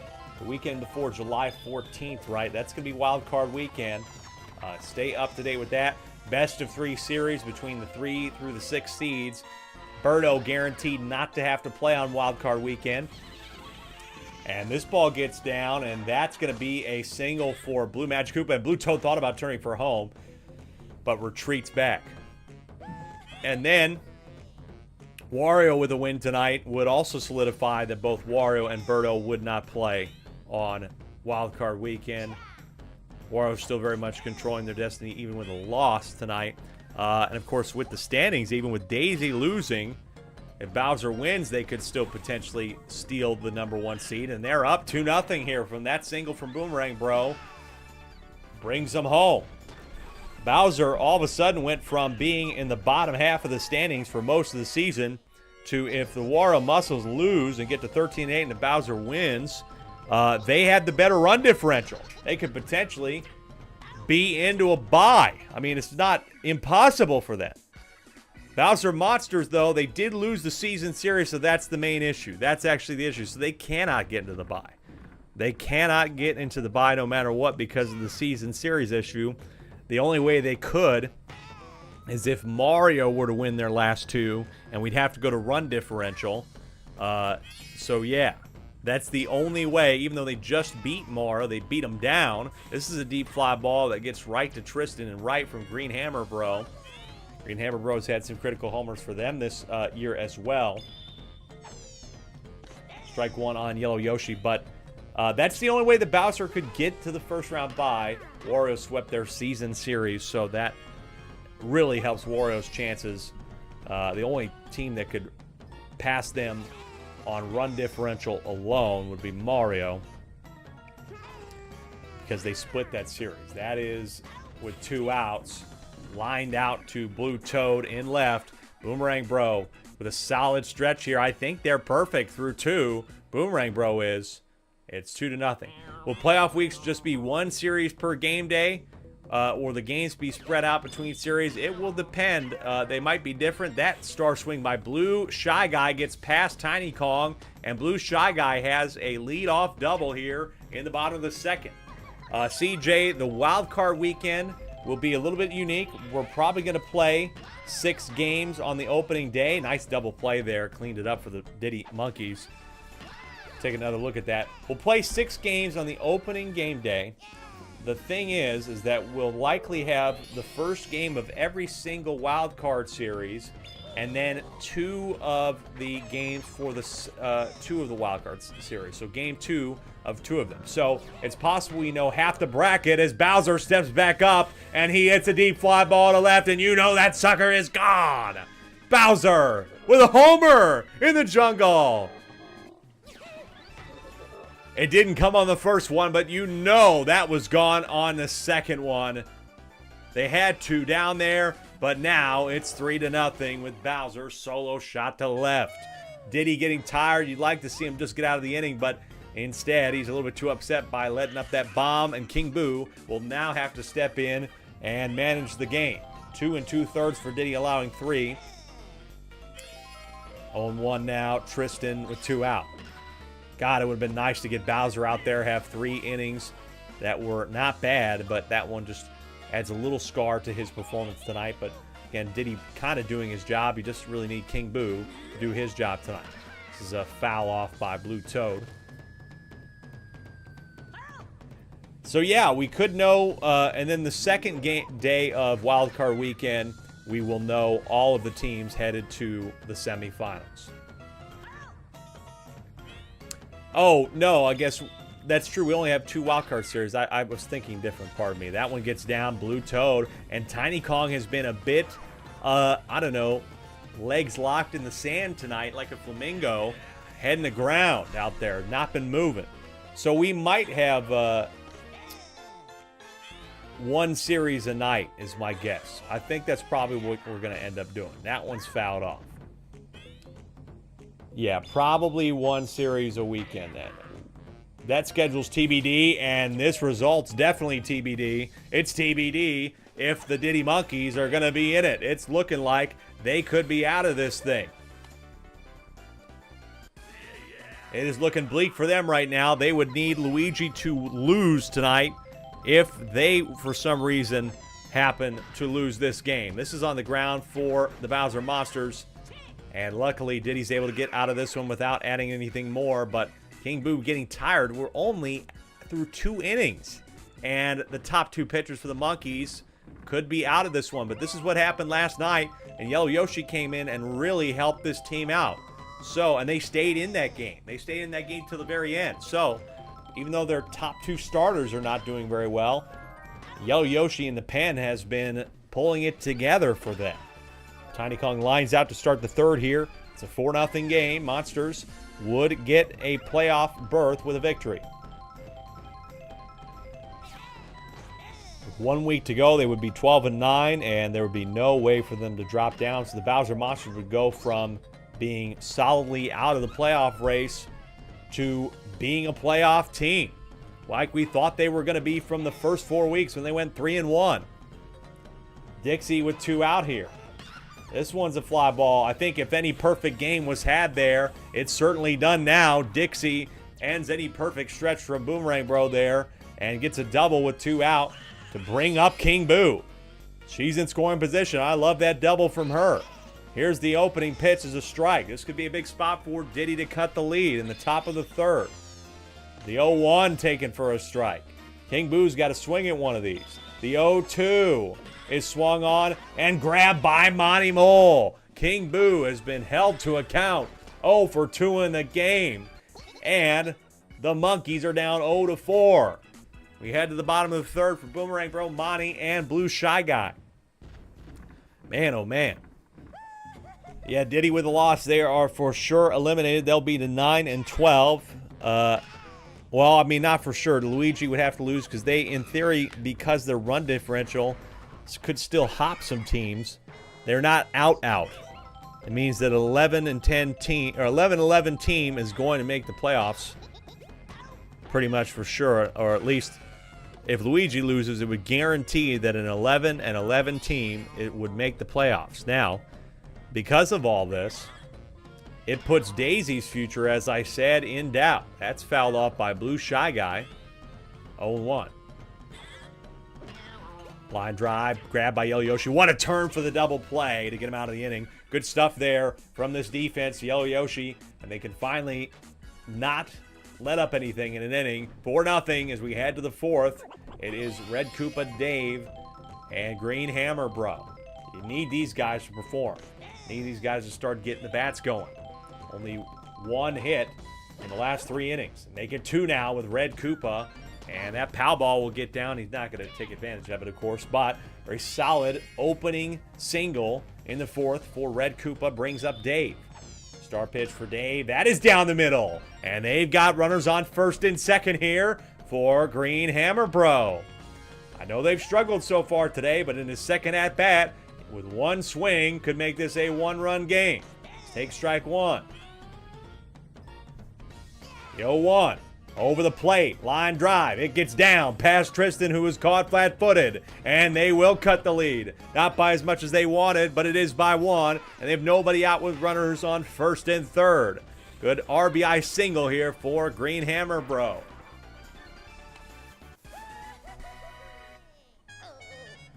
Boomerang Bro getting a little bit tired, as I said, but he really did his job. Bowser has the stamina to get him the rest of the way. He put together a very solid performance, but you don't want to let up anything silly here. With nobody out, runners on first and third, and Yellow Yoshi's going to add an RBI here. The bats are heating up. It's 4-2 now. Still nobody out here for the Diddy Monkeys. Their season on the line as well. That is going to be it for Boomerang Bro. He did get him most of the way, but now Bowser's got to manage him. What can he do here? Runners on first and second. He throws off speed on the first pitch, and oh, I would have swung at that ball. Now Blue Yoshi's going to go for the deep drive, and this is a nice contact swing. That's going to get down. Bases loaded. Now Green Hammer Bro turning for home. Play at the plate. Not in time. He's saved, and it's a 1-run game. All of a sudden, the Diddy Monkeys are coming back with a fury. Wow, oh wow. Bowser Monsters are letting up some hits here, and Bowser lets up a big RBI there. Now Tiny Kong. The Bullet Bill, though, that's going to be a guaranteed strike. The 0-1. This is a deep fly ball by Tiny Kong at the track, but Blue Toad steps up. Oh, but it's off the root. Off there, Tiny Kong almost had a homer, but she loads the bases. Blue Toad almost got it off the root, but instead the pow ball interfered. What a swing there. Tiny Kong, that would have been her first homer. Diddy hasn't had a homer, but he'll tie the game. And there's a green shell. They're going to take the lead right back. 5-4. Don't even know what happened in the previous play. We didn't even get time to react to that. 2-run RBI from Diddy. He's over 12 for the year, and now it's Dixie who had the double earlier. She takes strike one. She's had 1 homer this year. The 0-1 for her is a drive to left field, and that gets down. And another one at 6-4. This is a 6-run inning for the Monkeys. Man, oh man, look at this. Look at this. This could certainly turn into something huge for them. And now they've batted around the order almost for King Boo against Bowser. Runners on first and second, 6-4. The 0-1. Off speed and wide. You not swing at that King Boo. He's struggled so far tonight. The 0-2, though, is over the plate. Hot one grab. Double play. Triple play. Triple play by Blue Shy Guy. Can you believe that triple play? What a grab. Athleticism from Blue Shy Guy. But the problem is, that's the context of it. You're missing the context of a 6-run inning. 6-4 Monkeys. Man, oh man, I think I'm so just unconscious. There's so many moments happening right now. I'm just hoping I hit the clip button. I got my finger on it pretty much all night. I can't even remember whether I hit it or not. I'm just vibing. What is going on here? King Boo tired, of course. He's in the fourth. Bowser had a homer earlier. Is he going to add another one? They could get to this one at the track. It's high, and it is over his head. It's way too high. Gone for Bowser again. He's getting close to 30 on the year. It might be his 29th. Bowser just continues to hit like a menace. 6-5 now. Green Bay Peyton said unassisted triple play. What the hell? It was not an unassisted one. It was just almost unassisted. He got an unassisted double, and then somebody had to catch it over there at third, or at second rather. But pretty damn good nonetheless. I'm pretty sure technically that would make it not unassisted. 6-5, bottom of the fourth. That would be sick though. That would be very, very sick if that ever happened. And I think we've been close to it. That's past King Boo. Blue Toe will keep the inning alive with 2 out here.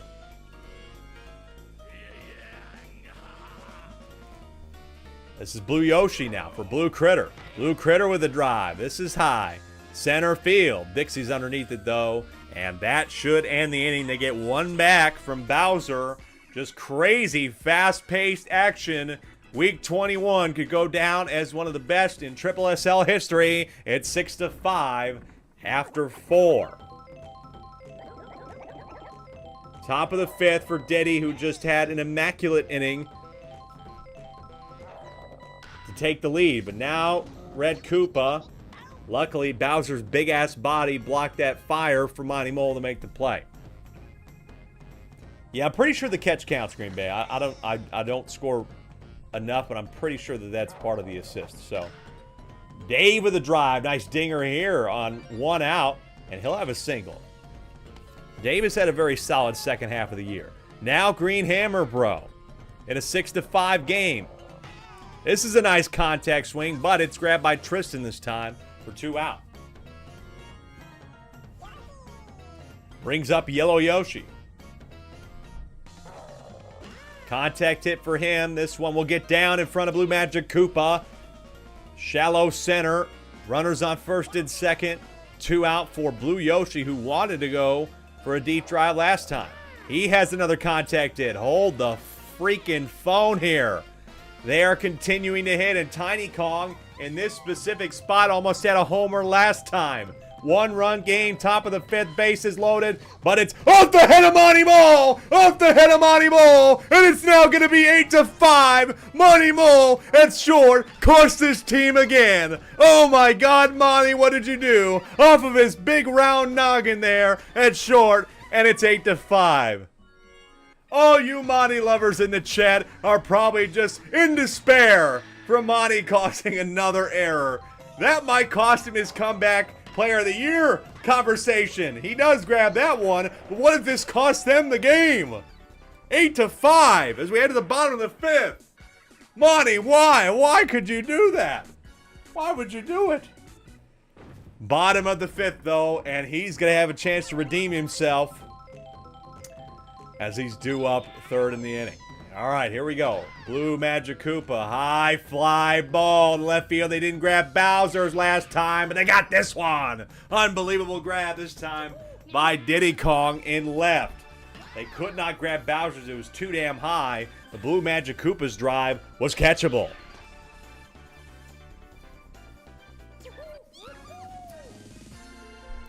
Danny says he does good and then immediately fucks it up. Yep, pretty much. Pretty much. This is 1 out here for Boomerang Bro. That's going to get down in left center. That could be extra bases here towards the tree root again. No, he's just a single there. Montgomery sold. Here's Montgomery Mole up here at the plate on the ground. Pow item knocks out King Boo, and Monty Mole gets on. Not from his own doing, but from a pow ball. 8-5, bottom of the 5th. Blue Shy Guy on the ground. That could be a 5-4, and that will end the inning. Blue Shy Guy had the nearly unassisted triple play, but he gives up a double play there with a line drive to Green Hammer Bro. And after 5, it's a 3-run game for the Diddy Monkeys' favor. We head to the top of the 6th. Dixie, King Boo, and then Red Koopa. King Boo has struggled today overall. I think he's gone 0 for 3. This one straight to Monty this time, of course. The unimportant one for an out. Can King Boo find something here? He has struggled. But maybe he will swing on this one. He will swing on it. Will that stay fair? No, it won't. I think that last at-bat, he really should have had something against Bowser, but now he's down 0-2. The 0-2 pitch from Bowser, not a star one, but that's on the ground. It's foul. Now still down 0-2. No star pitch again from Bowser, but Monty's got it. King Boo, they are winning this game in spite of him. The 2-out here pitch to Red Koopa. Oh, and Red Magic Koopa fumbles and he's safe. Error from Red Magic Koopa. And now Dave is back up, who's had a very solid game. 8-5. On the ground, in the gap again. Oh, they both look at this one, and they're going to be on once again. But why are they running? Why did they run? They're out. Why did they run? What reason was there at all to run there? How did that even happen? It's the end of the inning. They're still up, but how did that happen? This game is certainly trying to cause some insanity. 0-1 for Red Magic Koopa. This is a nice hit over to the left field wall. It's off the root. Another single here for Red Magic Koopa. I have no idea why they ran there. They didn't need to. It looked like the play was over. That's why I wasn't even looking at the screen. And then it was thrown out. Bowser was already hit a homer. You know that is gone. Bowser makes it a one-run game. What a launch pad from him. He is over 30 home runs for the year. The first player in SSSL history to hit for 30 homers in a season. 8-7. Wow, what is happening? Bottom of the 6th. We are embroiled. Both these teams, their seasons are not guaranteed. Tristan grounds out. The Diddy Monkeys need to win. Otherwise, they're going to have to rely on Luigi losing, and they just beat Daisy by 10. Now it's Blue Toad. Blue Toad takes strike 1. Dave still thought this might have been over, but they're still in it. They just can't lose this game. They're up just 1. Bowser, meanwhile, they could clinch a playoff spot with a victory, but then their future is in doubt after making this giant comeback, just like DK's would be with a loss tonight. Everything on the line in this game. Deep fly ball to center field is a routine pop fly for Dixie at the wall, and that will be the inning. But a 2-run shot from Bowser. We head into the 7th in a close affair here. 8-7, and luckily Green Hammer Bro gets to come back up after his running pair there decided to run on 2 outs for no goddamn reason. Top of the 7th. Diddy's season on the line. Here comes another star pitch. Now he's unloading him, and why not? You got to get Green Hammer Bro out of here. The 0-2 pitch. This one's not a star one. This is on the ground. In the gap again. Monty Mole has got it there for the 6-3. Bowser getting tired here, and that is it for him. That's it for Bowser, but they did get most of the way. Red Magic Koopa with a 12+ ERA is going to be relied on here to get the final 2 outs. Ball 1 here on Yellow Yoshi. The 1-0, that's another ball not on the plate, and this is what I was talking about. He is a liability at times. That one's over the plate on the ground. Grabbed by Bowser, though, and it's 2 out. Will they keep just a 1-run lead heading into the final section of this game, or can they get anything more? It's Blue Yoshi now, and God, it looks like running off the bag there could cost them, or will it? They need 3 outs. In the bottom of the 7th, it's Blue Magic Koopa, Boomerang Bro, and Monty Mole. Blue Yoshi in one of the biggest spots any pitcher has faced all year long with the season on the line. Line drive grabbed by Yellow Yoshi for the first out. Whew. Yellow Yoshi with a big grab there. Now it brings up Boomerang Bro, of course. He is not immune from hitting homers. He's hit 6 this year. This is a line drive. It gets down right in front of Dixie. It gets past her. It's not going to be a double. Caden is praying for a run. Praying so that he can try to catch. His team can catch. the Bowser Monsters. And, of course, he doesn't like them. There's a rivalry there. He's praying for their downfall. Monty Mo could be their downfall. Line drive, and he got him. King Boo gets him. The Monkeys hold on. Somehow, by the hair on their chinny chin chin, they're still in the playoff hunt, too. They go to 10-11. Bowser to 11-10. Diddy wins 8-7. CJ chatted that, and I saw it pretty much the same time that Monty lined into a double play, and that ended the game. Monty Mole's error at short, 2 runs. What was the score? 8-7. 1-run game. Cost him. It cost him. You cannot deny that. That was the difference, I think. And that's brutal. Brutal for all Monty Mole fans out there, but I don't know, man. 8-7, Diddy wins, and let's go ahead and put that in before we go to break and give you something to marinate on, as we're only we've only done 3 games, guys. We've only done 3 games. Standings once again for you coming up right now. All right, so there we go. We've got it punched in. DK at 10-11, Diddy at 10-11, Waluigi at 10-11. Boy, oh boy. Daisy at 11-10. Bowser at 11-10. It pretty much guarantees that the final game week of the season will certainly be interesting. Next on YouTube saying, let's see Monty Mole delete his social media accounts after this one. Oh, man, that's a good one. Okay, you've seen the standings there. You know how close it is. And we'll look at them again, but our 4th game of the night is coming up very shortly, and it is a bit of a distraction from the playoff race in a way.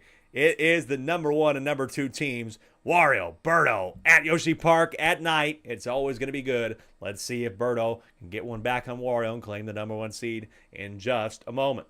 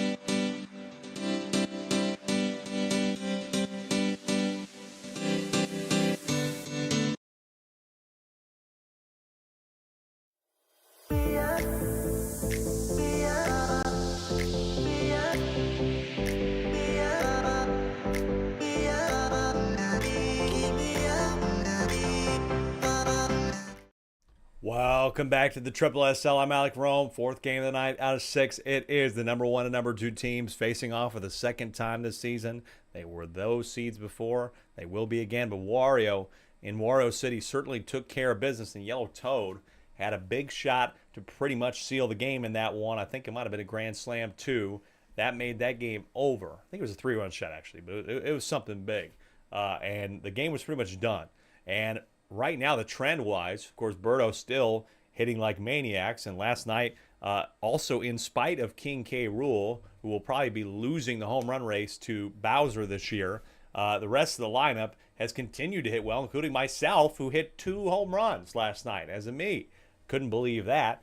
But they face a Wario Muscles team that is ever difficult to defeat. You cannot take anything that they put out there lightly. They ended up coming back and had that shot by Yellow Pianza to win against Diddy.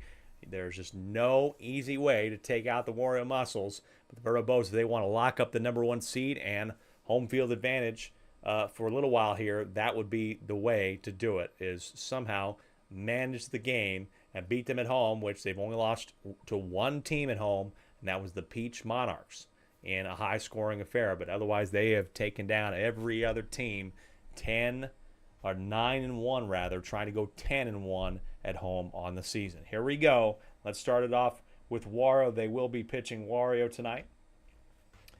Wario there in the middle, but everybody else has been the same.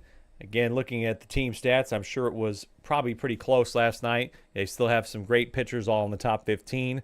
They've skidded a little bit, but they're still top 3 in team ERA and opponent batting average, and still in the top 6 in both hitting and slugging. CJ Wells, of course, saying potential World Series matchup here. It could be a preview. That is a question. Maybe that is what we're seeing as a potential series preview of the Triple SL World Series. Then for Birdo. Birdo's pitching tonight. It was Red Magic Koopa the previous. Oh, no, it was Birdo. It was Birdo last night.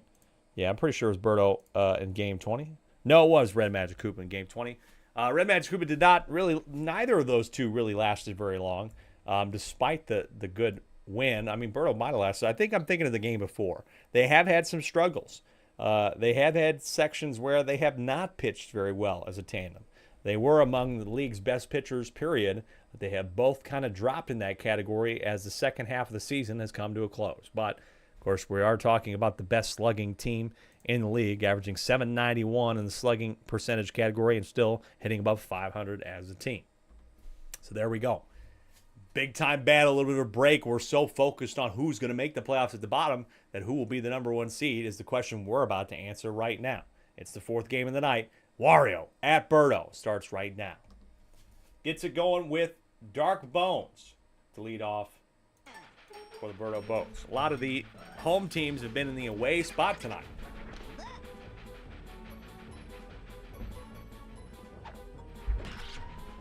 That one will get down in front of Parker for the opening single. I think every single game, the home team has been in the away spot. And home teams are 1 and 2 tonight. Deep fly ball from Green Critter at the pole, and that goes just foul for him. The 0-1 for Green Critter. This time is a contact swing over the head of Fire Bro. This is a great opening start as Dark Bones thinking about going to third, but he stays at second. And this is picturesque for a guy who has not hit homers in the last few games. And King K. Rool finally end that sort of drought. I think he had one last night to end the drought, but has struggled overall and has lost ground to Bowser in the home run race. The 0-1 is a contact swing by him, but it's straight flying out to Yellow Toad in left, and Red Critter is over to try and take that up. Sean on YouTube. Sean, I hope you're doing well. He's working at the World Series of Poker, and he's working too hard, working 90-hour weeks, melting. Yes, I very much do not envy your position. You're working a lot harder than me right now. Red Critter is working hard here, trying to get this over the wall, but Parker robs it. And there's still 2 out. There is 2 out now. Take another look at this one, rather. Parker getting to this one. No train this time. We've seen 2 train home runs in the last 3 weeks. Ball goes into the train cart there. That's a homer. But Sean, I hope you're doing well. I know the series is getting wrapped up, but we still got the main event to go, and of course, the fun does not stop. even though we're through 7 events. And it actually ends the series this time, which is like kind of crazy. There's no like after, it's like it's like main event and then we're done. Like that's done. So real interesting. I am excited to watch as much as I can. And right now, Birdo Bose had a couple on there, had an opportunity, but King K. Rool and Red Critter are unable to find anything over the fence. And it's still nothing. Warrior Muscle's doing their job. Sean said, this is like relaxing. Okay, good. Yeah, I know. This is like relaxing in comparison to the other stuff. But your relaxation stream. Good. I'm very glad. I'm so glad. That's exactly what the goal of this is that I can entertain some people. It's relaxing. It's a chance to look away from what is bothering you. And even what is bothering me sometimes. So that's the point of this. And I'm glad you're having fun. Right now, the Muscles, nobody out. 2 straight hits for Pianta and Toad. Bring up Wario. Bottom of the first. Could they be only the second team in the SSSL to win at Yoshi Park this year? It's a good start. Here's Birdo on the 0-1. Suction pitch makes it 0-2. Not going to be able to go back to that, though. So the 0-2 is an off-speed. Contact swing. Grabbed by Red Magic Cooper. There's 2. Cannot get the third, but that's a great double play. And now brings up Parker. Parker's got a couple homers as a me this year. Batting .403 on the ground. Red Magic Koopa's got it, though. We are scoreless after 1 inning here at Yoshi Park. I'm expecting fireworks just like the 4th of July, just like the ones that are making my dog sit underneath my chair right now. A little bit scared from the fireworks, but, you know, I'm still liking the fireworks every once in a while. Top of the second for the Bows. It's Red Shy Guy. 0-1 on the ground. Easy. Birdo now. She's got a couple homers this year. We'll see if she can kind of keep things together on the mound tonight is where I'm more concerned. She can go 0-4 for 4 for all I care, but she just got to have a good night on the mound. And we can clinch the #1 seed. 0-2 on her here, though, from the splitter. But that contact hit gets down in right center. So she'll have a single with 1 out. Now, Gray Shy Guy stepping up to the plate. These Shy Guys can find some strange hits every once in a while and some good hits, some dingers. On the splitter, he takes a look at it, though, for strike 1. Another splitter from Wario. He is very aggressive with these splitters, folks. He uses them if he got some, and that is a big-time double play. Easy. Birdo was already at second by the time that got into the glove of Fire Bro. Bottom of the second coming up, and he'll be batting second here. But first, it's Yellow Magic Koopa, one of the league's best pitchers. Again, all the Wario's pitchers have kind of dropped a little bit, but not enough to drop out of the top 15, rather. Toadsworth still potentially one of the best relief pitchers of the year. Fire Bro with a contact hit over the head of Gray Shy Guy. That guy gets into a tough spot there, but Gray Shy Guy is still able to hustle that ball. Interesting that went off the pole or the pipe and into foul territory. Toadsworth with a hit. That's a nice hit from Toadsworth. Tell you what, that was a good contact swing from him. So runners on first and second for Blue Noki here. Of course, this is not really known as the power section of Wario's order, but you never know. She just needs a single. Maybe it could get Firehammer Bro home and be the opening score. 0-1 on Blue Noki. That one's on the ground, though. That's a quick out, 5-4. We're still scoreless after 2 innings of play here in Yoshi Park. Some of the best hitting teams in the league cannot find anything, cannot get anybody to touch the home plate so far. Looking at the standings, Birdo is the only team in the SSSL coming into this week that scored over 200 runs on the season. That's a 6-3, though. Mario is very close. Of course, they've had 3 20-plus run games. They're at 199. Dark Bones with a hot one, but that goes foul left. And, of course, the next closest in runs, third best offensive team, is now the Bowser Monsters. At 184, Daisy at 175, and then a big gap to Wario in 5th at 143. 0-1 here for Green Critter with a runner on first. This is a nice one. That could get fair. It is off the wall and fair. And it is a single, and it'll bring up King K. Rool for the second time tonight in the top of the third. Can he find the power hit tonight to open the scoring? Strike 1 on him, though. He has struggled in the last few games, but everybody else has been hitting well. This is a big moment for him on the splitter, but he swings and misses on the splitter for strike 2.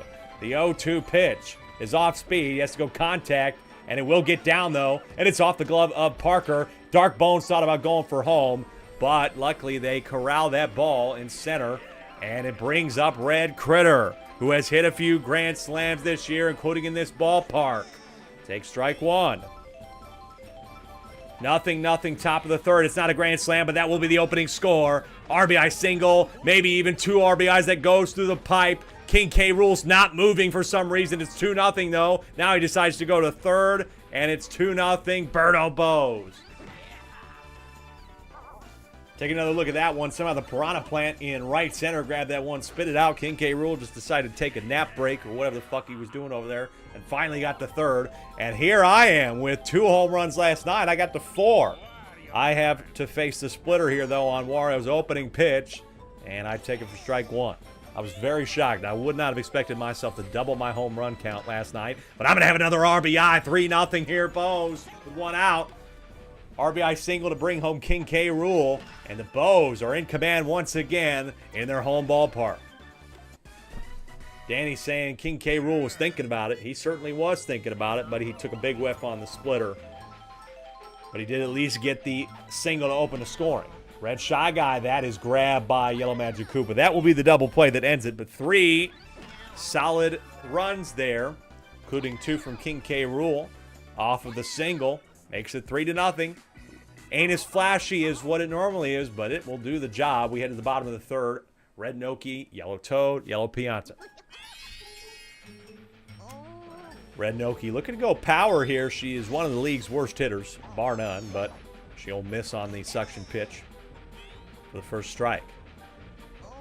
The 0-1. This is a nice pull. Oh, but it's grabbed by Gray Shy Guy. Look, contact was very solid from her, but Gray Shy Guy had that one under control all the way. Yellow Toad with a drive. That gets down in front of me. Nice single for Yellow Toad. The Toads, man, they've been hitting machines as well this year. 558 for Yellow Toad. They've been very solid all-around players, the Toads have. Strike 0-1 here. This is now Yellow Pianta. Yellow Pianta with a drive. Does it stay fair? Noah just pulls foul. He had the winning homer against Diddy on Friday. This is another drive, but that gets down in front of Red Critter. But the throw, Yellow Toad is out. Caught in between the bag. Now, Oreo with 2 out. Muscles down 3-0 in the bottom of the third. This is a nice swing again, and that will get in the Piranha Plant, but come out. Will anybody grab it? Red Magic Koopa grabs that one and knocks over Gray Shy Guy, but Red Magic Koopa grabbed it incredibly. And there's no score there. So I thought Wario would have really advanced the runners there. But instead, it's still 3-0. Top of the fourth now. That was quite the interesting play there. But in the Bows' favor. 0-1 for Berto on the edge of the bat. That should be no problem for Yellow Magic Koopa. Miguel Martinez saying, what has happened to the greatest show on dirt? It hasn't felt the same in a while. Well, I mean, they did just put a whooping on DK last night at this ballpark, 21-4. So, I mean, it's still there. It just in the big moments sometimes. Line drive by Gray Shy Guy makes it the second. That is it for Wario. 3 2/3 for him. Very good. Yellow Magic Koopa steps in, only allowing 3 against this team. That is not bad at all. Now Yellow Magic Koopa will probably go to the 7th, and then we'll see Toadsworth, I'm sure, to finish it out. And he has been a very solid closer for this team all year long. 0-2 on Red Magic Koopa. The curveball coming inside, though, and he pulls that oppo in between the gap for the first hit of this 4th inning for the Bows. 2 out here for Dark Bones. Could bring the Critters back up with a hit here. He takes a look at strike 1. The 0-1 pitch. That one's curving inside, but well adjusted by Dark Bones to get the single and bring up Green Critter. Green Critter with an opportunity to crack open the scoring even more. It's 3-0 top of the 4th. The 0-1 is over the plate. It is grabbed, though, by Wario, and that will be the 3rd out. Nice job by Wario. That could have went over his head easily there, but he ended up making a little hop and grabbing it. And so we're halfway through the game, and it's still 3-0. The Bows have won and lost games like this year as well. Parker, that's grabbed by Green Critter, and it's been very good to see Birdo still in here in the 4th inning. She's had a lot of tough outings on the mound, but the fact that she's in here potentially has an opportunity to get through 4 for the first time in a few games is encouraging. The 0-1 for Yellow Magic Koopa is a pop fly. Could be some banana issues, but it's kicked over to Red Critter for the second. Brings up Firehammer Bro. Again, I'll look at Birdo's game log. Strike 1. But in the last few games, Birdo's closed out, I think, week 18 pretty nicely with 4 1/3 and only 1 earned run. So that wasn't bad. But then in her start, she went in what that would have been week 17 and 18, I think, because that's lined out. And Wario, scoreless right now, through 4. They have struggled to find anything. They had an opportunity about an inning or so ago, but it was snuffed out. And now the top of the 5th brings up King K. Rool again, looking for his first homer of the game. Birdo had a 2-inning stretch that she allowed 3 earned runs, and then Birdo with 4 earned runs. A couple of those ended up being 8 in the inning. Those were on errors, and it got out of hand in game week 18. And King K. Rool, no homer, but he's got a nice single again. Lead off the 5th. Red Critter this time. He has been cleaning up a lot in the cleanup spot. Can he do anything here? He takes strike 1. Nice curveball coming back inside and gets over the plate. The 0-1.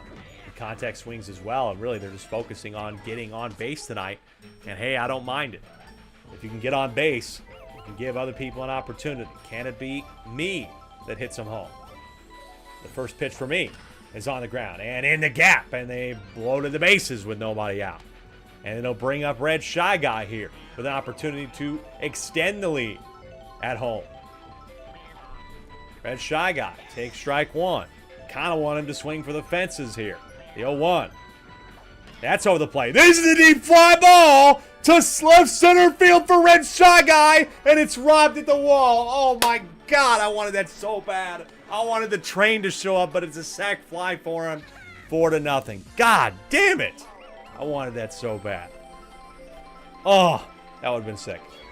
Here's Birdo, though. Birdo with a drive. The train is coming by this time. Back, and it is off the wall. And Birdo is going to maybe get around. Birdo goes to second. Red Critter, play at home. It's a close play, but he's safe at home. It's 5-0. And then now knocks everybody over. It's a wild throw. 6-0. 6-0, knocking over Red Noki. Ends up being a wild throw. That's a rare occurrence as well in this league. And now it's Toadsworth who has to come in earlier than expected. 6-0 Bows. Oh, man, did I want that for Red Shy Guy so bad. I know we're up 6-0, but God, that was a one-time grand slam from him. That would have been chef's kiss on this game. But the Bows still have a nice lead here in the 5th. They're going to add to it, potentially even more, if Red Magic Koopa can do anything here with runners on first and third. Slow pitch here for Toadsworth. That one's on the ground. That should be a double play to end the inning. It is. But, hey, they'll take it 6-0. They extend the lead. They double the lead here in the 5th. We head to the bottom of the inning, and it's the Nokis and Toad. Tough ask for this Muscles team. They need something here from this section of the order to get up their better section of the order. Yes, next we've had 2 train home runs in the last, 4 game weeks. And that would be pretty sick if that had happened. Colby asking, is Mercy Rule on? No, it is not. We do not have Mercy Rule in this league. We watch the homers. We watch it pour on, man. We watch it pour on. Might as well, right? It's only 7 innings. 6-0, bottom of the 5th. 0-2 for Blue Noki. That will be the easy 6-3, and Birdo's still in there. Eli saying the Birdo Bow train is barreling into playoff station. It's been there. It's on the way. We are on the way to being the #1 seed with a game to go. Meeting our rival after we got embarrassed by them. Embarrassed is the way to put it. I know I'm a Birdo Bows owner and fan, but we got embarrassed by Wario on the road, so this feels pretty good right now. But Red Noki got on here with 1 out. Again, that's a rare occurrence, so Yellow Toad has an opportunity here, but that's on the inside of the bag. That's going to be the 1-6-3 just in time. Berto didn't even throw that ball. She rolled it over to Green Critter, and that was the 1-6-3. And now the top of the order once again for the Bows. Can they add on some more for the highest scoring team in the Triple SL? 17 of you are watching baseball again on a Sunday night. That gets down in front of Yellow Toad. Another hit for Dark Bones. We'll bring up Green Critter. And these guys have hit so many homers this year, but they have gone homerless today. Accounted for over 40 homers as a 2, 3, and 4 in the lineup. But this is a high fly ball. Will it get over the wall? No, it's grabbed by Parker nicely, even as he got smoked by a green shell. Green Critter, King K. Rool, Red Critter for the Berto Bows, accounting for exactly 50 homers heading into last night's game. And I'm sure they got some more, so they've got over 50. Double play, though, will end the inning. King K. Rool has had a rough game. He's had a few singles and a couple RBI, but that is a tough line out. Still 6-0 with 6 outs to go. It's Pianta, Wario, and Parker with probably their best chance to try and cut the lead. Berto staying in here. She's had a real good effort tonight. That's grabbed easily by Green Critter. Let's go to her game log because I'm also interested. I don't know if she's ever gotten through a game completely on her own. No, this team has not recorded a complete game all season, and Berto is sure as hell on her way right now. And she's going to add another out here. She's through 5 2/3. Berto's best stretch, she was 1 out away from a complete game in game number 2 in a victory. Swing and a miss 0-1 here on Parker.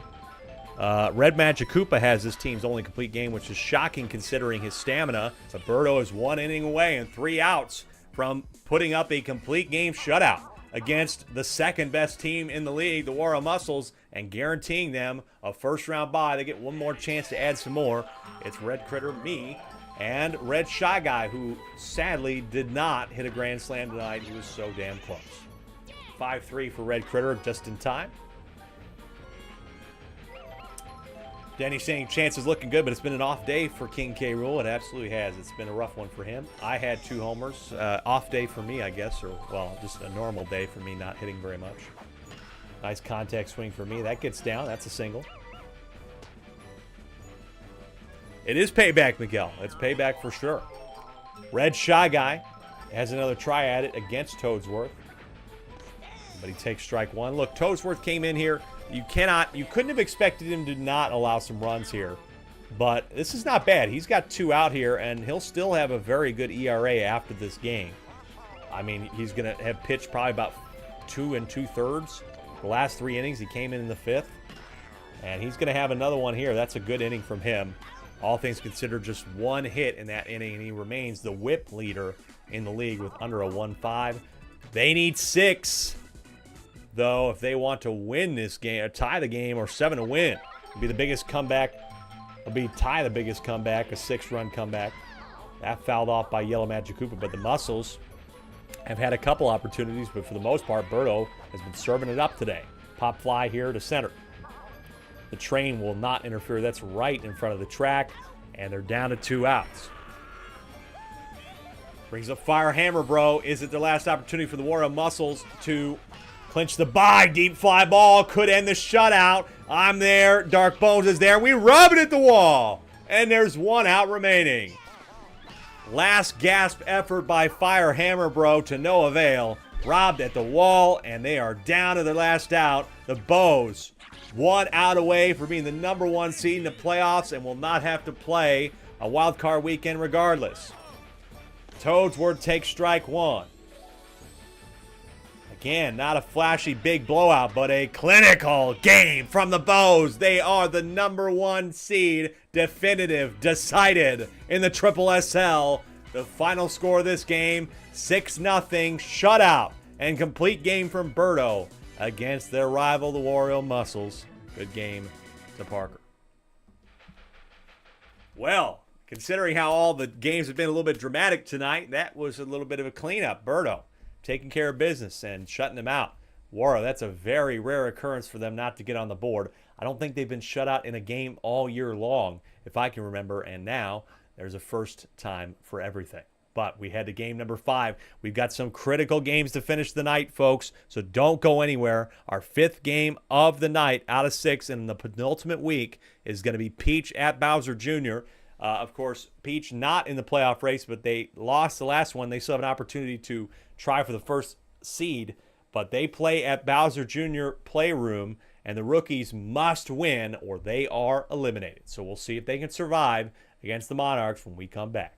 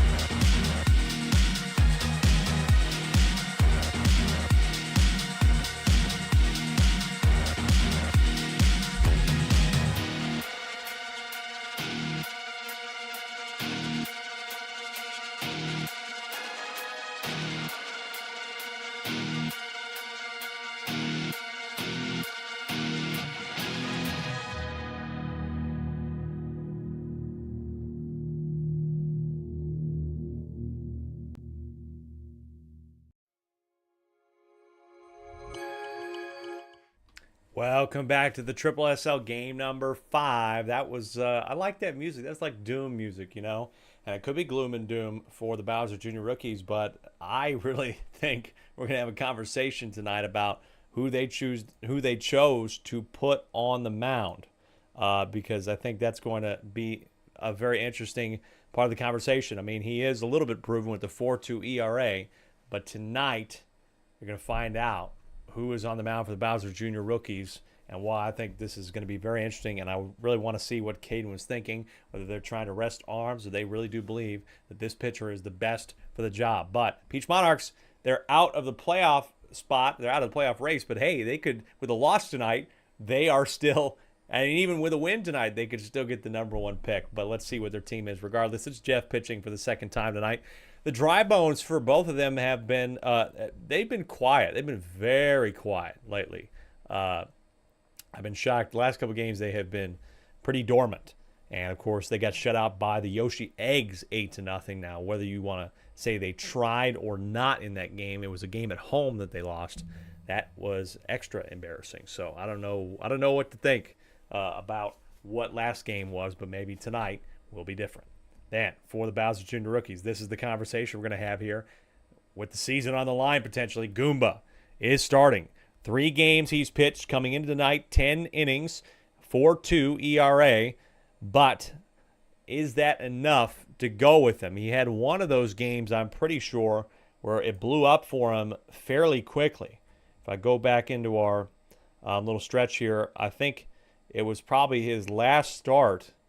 And he hasn't started since then. In his last start, he pitched 1 1/3, allowed 5 earned runs, and I'm pretty sure they ended up losing that game. They ended up, was that 9? They lost. They allowed 9. It was a bit rough, let's say that. So I'm very intrigued to see if tonight anything changes or if this ended up being the right decision. I don't know. They lost to the Daisy Flowers in week 13 was when he started last. So, season on the line potentially at home. It's a comfortable place for them. They have won plenty of games here, but if they lose this one, it's over, especially with teams above them at 10 and 11. They cannot catch anybody if they lose tonight, especially because they lost the season series, I'm pretty sure, to Luigi. It feels pretty much over for them, especially run differential wise. They're way too far back. So they need a W tonight to keep in the playoff hunt and have any chance of being in the race for the crown. Here we go. Game 5 out of 6. Caden leads us off in this ballpark that has brought them a lot of pain and a lot of joy. A lot of walk-ups by Green Hammer Bro, to say the least. Will it happen again? Who knows? But they are in the away spot as we start inning #1. Jeff pitching for the second straight night tonight. He pitches a strike. Since on the ground, grabbed by Paragoomba, but the green shell and blue Pianta had to come off the bag. That's an opening hit error there. It's an error on Paragoomba. And now Green Magic Koopa. Swing and miss, strike 1. Like I said, what Peach Monarchs are we going to see tonight? One that wants to try and win the game and play spoiler against Caden's team, or one that is simply trying to get the first draft pick next season. Caden ends up not running there because of the bananas, I think, and he gets out. So single for Green Magic Koopa, but Caden out at second. Bowser Jr. now. That's on the ground in the gap, but grabbed by Blue Critter and turns the 6-3 double play. Nothing after the first inning there. Caden saying he threw a complete game last time and he'll do it again. He said that was that one complete game by Goomba. I do remember that. That was a very impressive complete game. We saw a great side of Goomba, that effort, amazing effort, and then we saw what was undoubtedly a difficult effort from Goomba in their loss to Daisy, but so far he's got one out. Green Dry Bones stepping up. Like I said, these Dry Bones have really struggled lately. Last couple games, they just have not pitched well. I don't have last night's statistics on hand, but in game week 19, as that one does get down in front of the other Green Dry Bones, both Dry Bones did not have a hit in game week 19. And, folks, I don't think that was very different in the game against Yoshi last night. But now, here they are. They both open up the game with hits. One out now for Blue Pianta. It's a good ballpark for him. Blue Pianta has had a good chunk of their RBIs, although I'm unsure if he has a lot of homers for them. He might have one. Takes a look at strike one. Yeah, overall, he's got 3 home runs for them. This is not one of them, but it's a single and trying to cheat his green dry bones, but he stays at third. Bases loaded for Paragoomba. Bottom of the first, Monarchs. Can they play spoiler on the Bowser Jr. rookie season? That's a drive that goes foul. 0-1. Now the 0-1. That one's just over the plate, and here we go. That's a single. Opening run. Green Toad misses it. 2-0. Blue Pianta, does he decide to go for home? No. That's a 2 RBI single for Paragoomba, who only had 10 coming into last week. And it's 2-0. Bowser Jr. season on the line. They start Goomba, and he's already let up 2 quickly here. Runners on first and third for Blue Critter now. Blue Critter with 2 home runs for this side. This team does not have a lot of homers overall. I think second last only to Yoshi. The 0-2 pitch is down and make it 3-0. Single into right field, and Green Toad can't grab that one, but it's thrown out. A throw out there. 8-6 punch out by Caden gets the second out. Paragoomba caught slipping there. So that's at least something. Means Jeff, with 2 out, will have to do something magical to keep the inning alive. But a very solid start for the Monarchs. Cannot deny, you've got to be happy with this. It's past Green Magic Koopa. Bit of a sloppy defense right now. A couple of miscues already for the rookies. Now Peach steps up, batting .338. Not great as a captain, but she can still find something that has 9 RBI. 2 doubles and a triple. The 0-1 for her is Green Magic Koopa misses it. I mean, just flat out misses that ball. Doesn't even give it a try. I think he tried to grab it, but just his magic wasn't there. And now it's Baby Peach. Only 4 RBI on the season in total, and has the bases loaded with 2 out. Goomba has put himself in 2 bases loaded pinches already. But now 0-2. Can he punch out Baby Peach to end it? Line drive. Green Magic Koopa finally a ball that stares him right in the face he can grab. And that ends at 3, given up by Goomba. Can he continue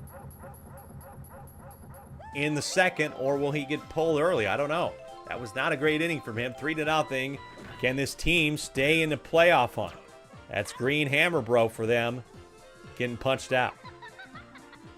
Joe K saying just popping in tonight to say, hey. Well, hey, Joe, thanks so much for stopping by for a moment, even though you got to be up early. That's tough to be up at 4 a.m., man. Ouch. That hurts. Do not envy that either. 2 out here in the top of the second for Bowser Jr. Down 3-0. Takes strike 1 as Green Toad. Caden, I don't know if he is, sweating this yet or not. Sleepy Moon saying Goomba's a sleeper pitcher, but will he be putting the playoff race and the playoff hopes of the Bowser Jr. rookies to sleep after tonight? They get back to the top of the order. They batted around almost. It's the Monarchs' Pink Yoshi to start the second. First one missed. Nice pitch. Strike 1. The 0-1. Going slower on the ground. Grabbed by Green Magic Koopa. And, oh, God. Oh, man. Boy, I tell you what. I'd like a replay on that one because Pink Yoshi looks safe to me. But Lakitu calling it out. Now fly ball here to center field. Center's got, Caden's got it there in shallow center. Pop out for the second. Brings up Dry Bones. He takes a look at strike 1 on the outside edge. The 0-1, that's a nice contact swing, but it's straight to Green Dry Bones. So better inning from Goomba and the rookies there after 2. They're still down 3-0. They got Green Dry Bones, Green Koopa, and Goomba due up in the third. 5th game out of 6. It looks like we're going to be playing some games, some important ones in game day 22. With Diddy pulling off the victory tonight, it means that this next game coming up, the final game of the night between Mario and Luigi, the Battle of the Brothers at Mario Stadium, has a lot of weight on it. That would mean if Luigi wins, Diddy, while not necessarily making the decision, that's a double play turned by this defense to get him out of the third. Jeff having a pretty solid outing so far. No runs for him. He's had some rough outings this year in the middle part of the season. But he's through 3, not allowed to run. Head to the bottom. Blue Pianta and Blue Critter both threw up. CJ saying Peach would definitely challenge that pink Yoshi out if this was real baseball. Excuse me, MLB baseball. This is real baseball. You're damn right. It's the realest baseball and craziest baseball on the internet. Goomba getting tired here. Allowing 3. He's got Blue Pianta on first. Maybe he can get his fellow compatriot Paragoomba out. First pitch strike. Line drive. He will get 2 of them out here. That's the easy 4-3 double play. Maybe he can get to the end of the inning here. And then you can get Bowser Jr. in there. And then hopefully Blue Magic Koopa to close the game. But sometimes Bowser Jr. has decided to put the green one in there. And nothing that the green Magic Koopa has touched this year has turned into anything good. Possibly one of the worst setup pitchers in league history. The 0-1 for Blue Critter. That's on the ground. That's the easy ground out. But, folks, they're going to need some runs here. It was a better defensive inning. They let up 3 to start for Goomba, but they get through 3. And he's still in there. Top of the 4th, Caden, Green Magic Koopa, top of the order. But Green Magic Koopa, folks, 12.25 ERA, 15 games played in or pitched in, 16 innings pitched, 28 earned runs. It's a 12.25 ERA. He's played in so many games, and every time he fucks them. So I don't know what to tell you.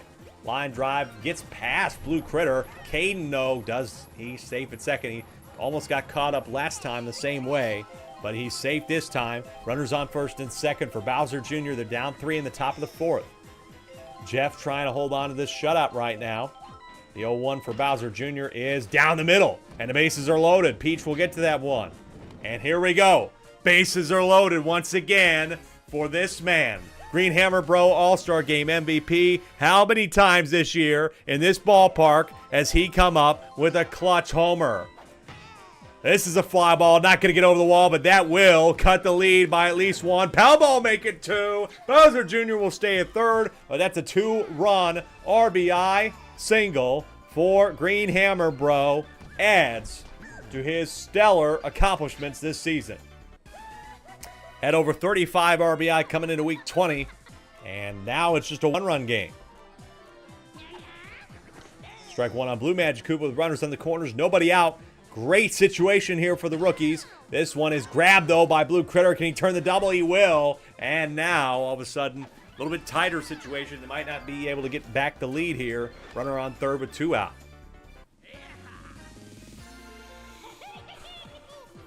Top of the 4th in a 1-run game for Green Toad. Strike 1. The 0-1 pitch is down the middle. Tie game here. Green Toad with the RBI.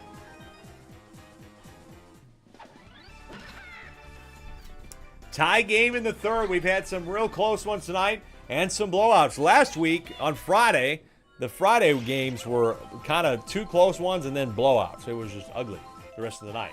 This one we've had not really blowouts, but games that were pretty much kept under control. You know, shutouts, 2 shutouts tonight. And then a lot of close, thrilling affairs. And in a 3-3 game, Green Koopa unfortunately cannot bat anybody else home. But they tied it here in the 4th with a 3-run inning and a 2-run RBI single from Green Hammer Bro. Now it's Jeff, Peach, Baby Peach. Goomba still in here to start the 4th. Strike 1 on Jeff here. We'd love to see Goomba maybe even get to the end of this inning, and then you can think about bringing in Bowser Jr., but this is a nice hit. Oh, it's just foul for Jeff there, down 0-2. The 0-2 delivery is down the middle, and now I would consider taking Goomba out of here. You don't want to make him keep pitching, but he will stay in for Peach.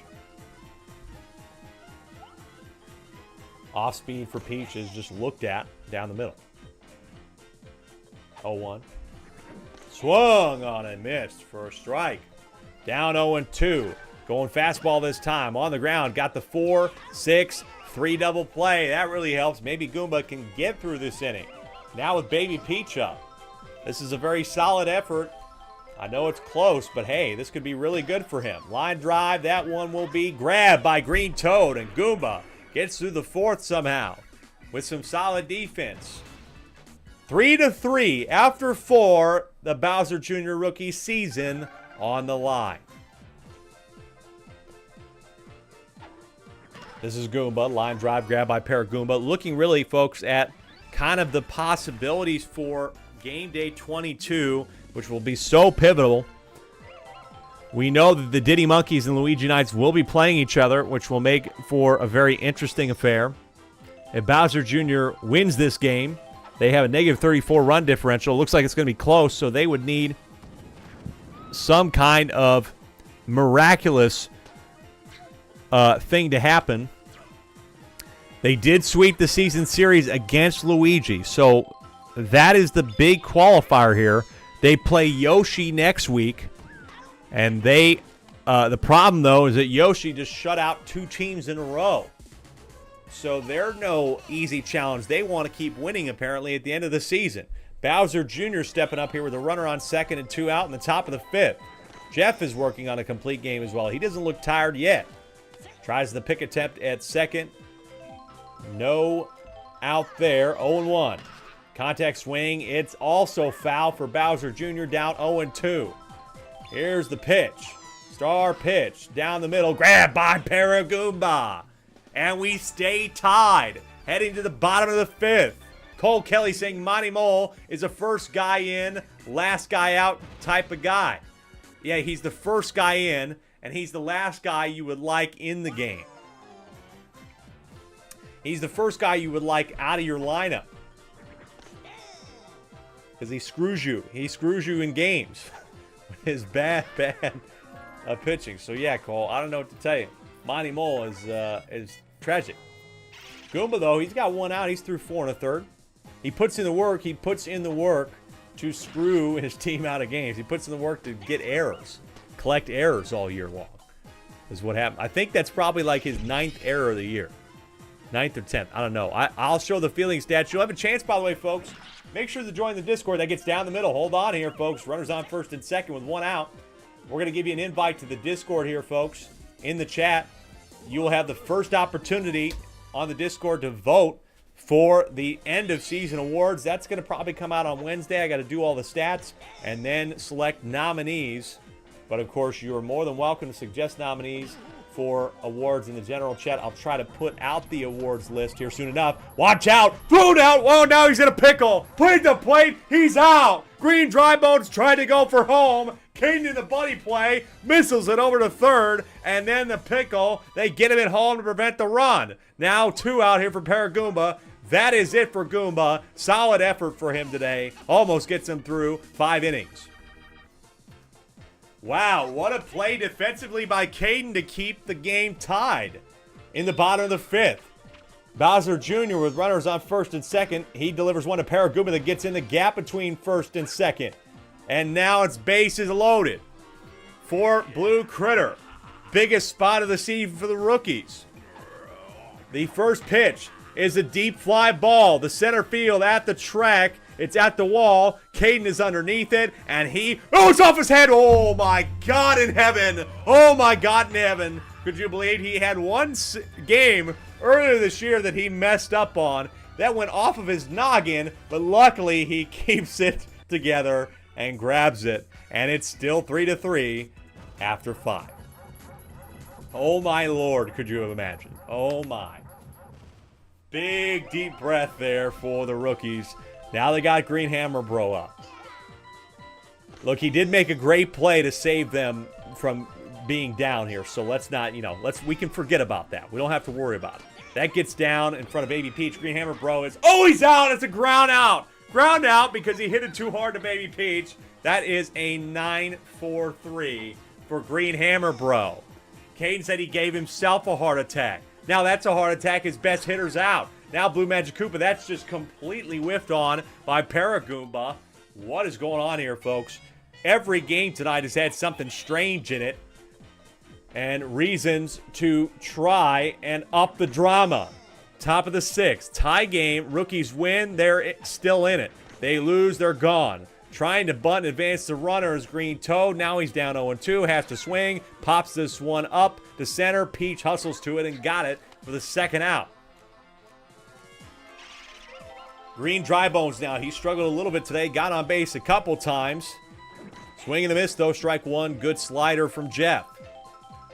This 0-1. That slides inside. Deep fly ball to center at the wall. It's off the wall. Blue Mojo Koopa to third. And they have runners on second and third with 2 out.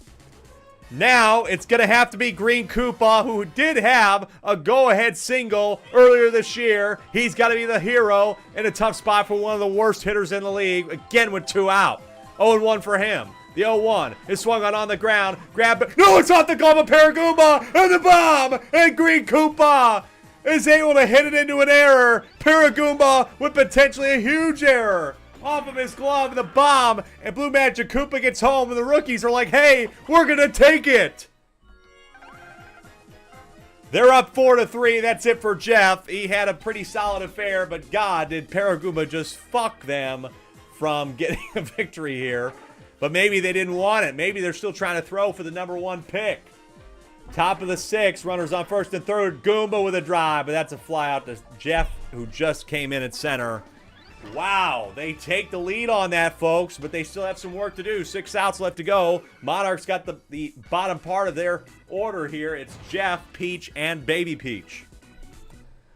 Whew, 19 of you, and CJ Willis puts it perfectly. What is happening? I don't know what's going on, but right now the rookies are still in the playoff race. They can get to 10-11 and go into the final game week of the season. Still in the conversation. They would love to see Luigi lose tonight. That gets in the gap between short and third. If Luigi loses tonight, folks, that means we would have a 5-horse race at 10 and 11 for the final spot, and we know that one of those teams will get to 11-11. So as I predicted earlier, 500 probably going to be the cutoff line. Swing and a miss, strike 2 on Peach with nobody out. Another paintball for Bowser Jr. Swing and a miss, strike 3, got her out of there. Now Baby Peach, bottom of the 6th, 1-run game for the rookies. They have lost some heartbreakers this year and won and broke a lot of hearts. Could they be on their way to having one more game to play? Line drive, grab, double play. We head to the 7th. Rookies maintain a 1-run lead off the glove of Paragoomba is the difference in what has been a close contest. Here is Caden. Delivery for Peach here is a strike. Ball 1-1. The 1-1 now is contacted well and gets down in front of Jeff. That's a leadoff single for Caden here in the 7th. Trying to add some insurance. Definitely a time where you'd love some insurance. Some Progressive insurance. We're not sponsored. High fly ball for Green Magic Koopa at the wall. It's gone! It happened again! Off the top of the wall there, that little ledge. Luckily, it snuck over, and they had one of those that cost them earlier this year, I think, but this time it benefits them. It's 6-3. It cost them, I think, against Diddy in this exact ballpark, and this time it could save their season. Unbelievable. I'm trying to think of what game that ended up happening in. That's one is going to get down here for Bowser Jr. There's still nobody out. It could be 2.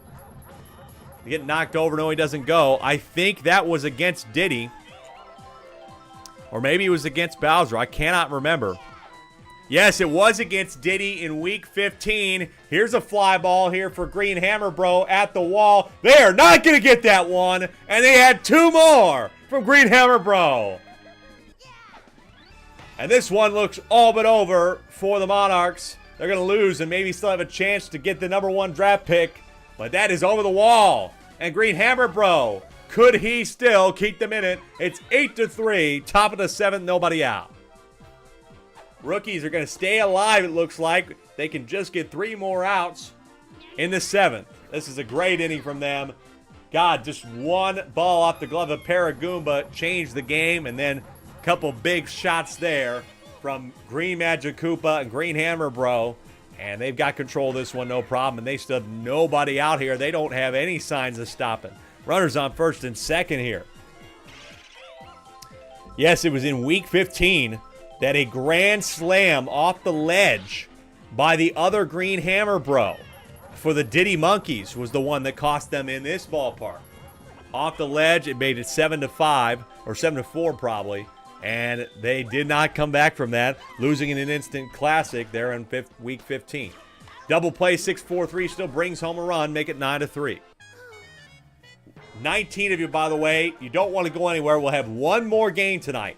Luigi against Mario. Mario is 11-9. Luigi 10-10. Battle of the Brothers under the lights at Mario Stadium. It could not get any more, have any higher stakes for everybody in the league still trying to make the playoffs. 2-1 on Goomba here with the runner on third and 2 out. On the ground, Paragoomba's got it easy there for the third, but they were able to get a lot of insurance, 5 insurance runs to be exact, and they head to the bottom of the 7th in a lot more comfortable position. But the Dry Bones, of course, they can do some damage. You just never know. Got to take care of business and get 3 outs. First pitch here from Bowser Jr. That one is fouled off. Second one is straight to Green Hammer Bro for the first. Now Green Dry Bones for the Peach Monarchs. Another paintball coming for Bowser Jr. That's taken for a strike.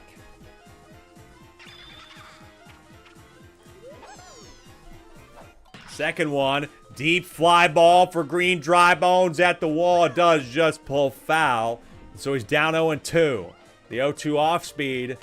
Swung on, grabbed again by the same guy. They're 1 out away from being able to go next week and try to beat Yoshi, who's knocked out 2 teams in a row, shutting both of them out. Green Magic Koopa for the last out, and God, that's pretty much all you want him to get is the last out of the game.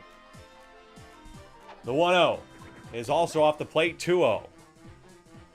Dry Bone shaking that little bone thing there, trying to get a try at it. Line drive. Grabbed by Caden, and that's the ball game.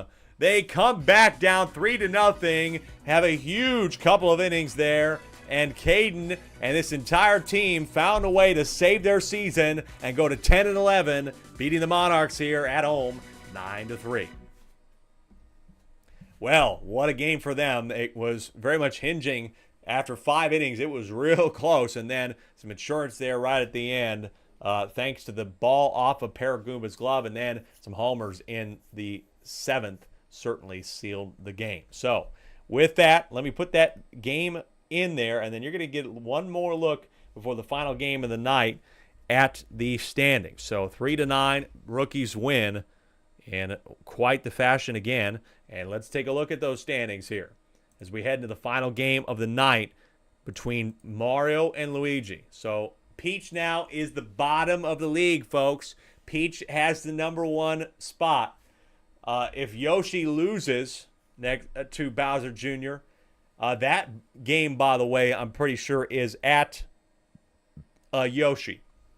At Yoshi Park, Bowser Jr. will have their final game of the season. We have 4 teams at 10-11.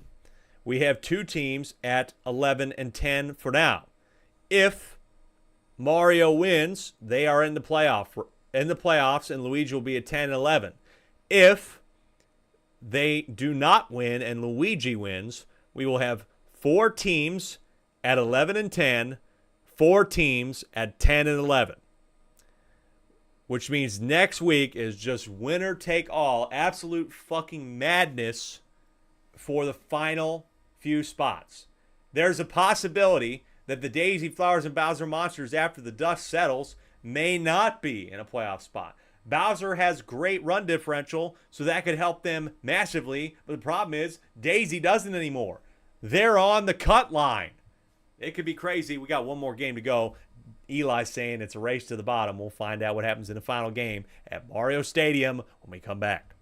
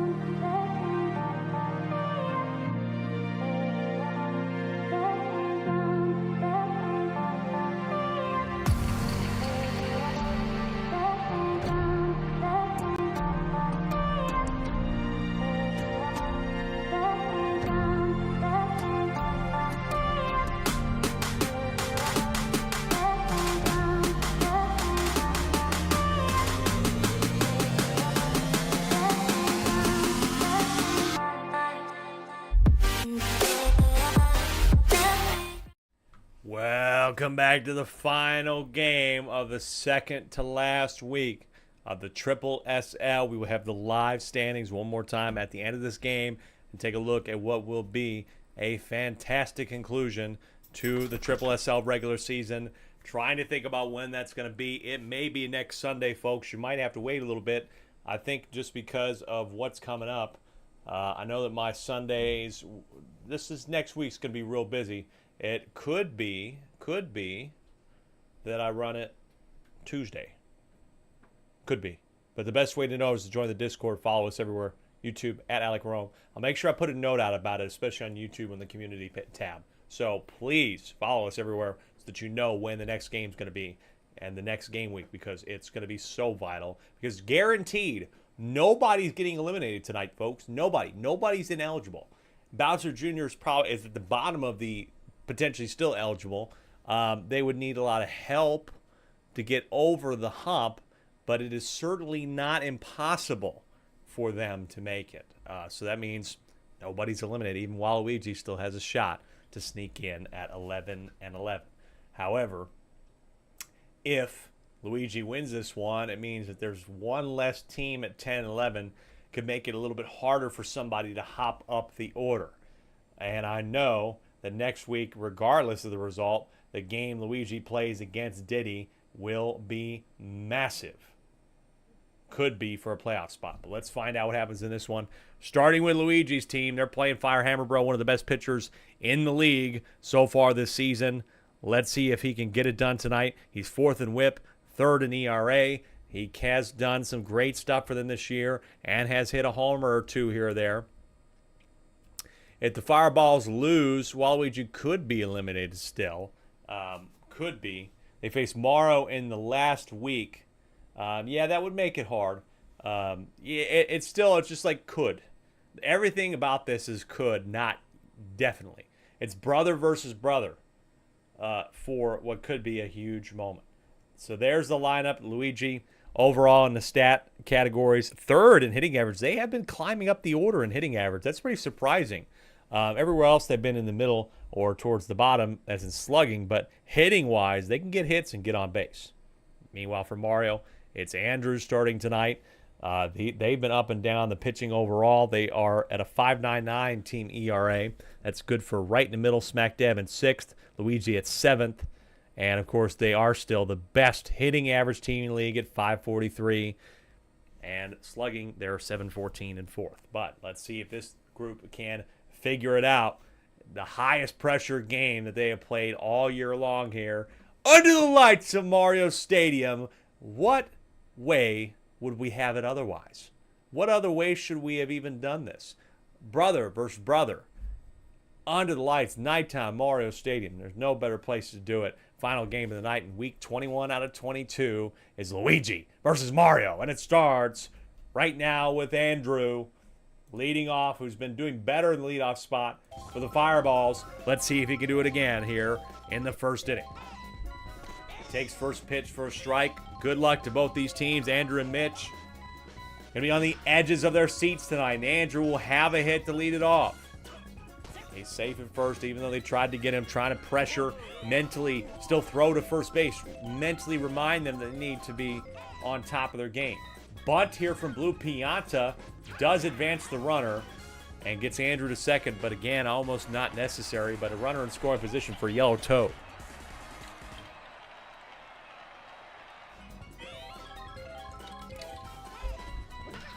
This one is down the middle. Yellow Toad is going to get Andrew to 3rd here. Good single from Yellow Toad. 1 out for Yellow Pianta. This team likes to play in this stadium. They have lost a few times, including one big one to Berto and maybe 1 or 2 others, but that's a line drive double play and get out of the inning for the Knights.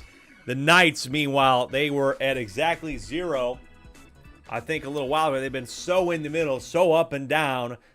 You just don't know what you're going to get from them. But tonight, so far, no score they've allowed. Luigi with a nice one, but that kind of got on the inside of the bat and popped up. So he's out for the first. Luigi swept the season series against Wario. They could sweep the season series tonight against Mario after shutting them out at home. But overall on the road, Luigi's won 4 times. Mario has won 8 times. That is a double here for Dark Bones. They also lost to the Diddy Monkeys here at home, folks. But 8-2 at home otherwise. Peach Monarchs are 5-5 at home. I'm trying to think of the team that has the worst home record. Probably the Yoshi Eggs. Yoshi Eggs have the worst home record at 2-8. So on the ground, it's going to be the 4-3 that advances the runner. I know Eli pains me to say that, but it is just fact. Berto Bo's, of course, best home record, but that's at 9-2 with a victory tonight. That was over Wario. Wario could still have the tie for the best home record with a win against DK in the final season. But hey, here you go. Green Magic Koopa with an RBI single to start the scoring. Luigi up 1-0. They put up some humdingers of a game. They've had double-digit scoring as well. There's no doubt that they can put some runs up on the board. It's Fire Hammer Bro now. Take strike one. Andrew's got a little bit of a situation here to get out. Just need to get an out here. That one's over the plate, down the middle, pass, Blue Pianta, and the inning's still alive.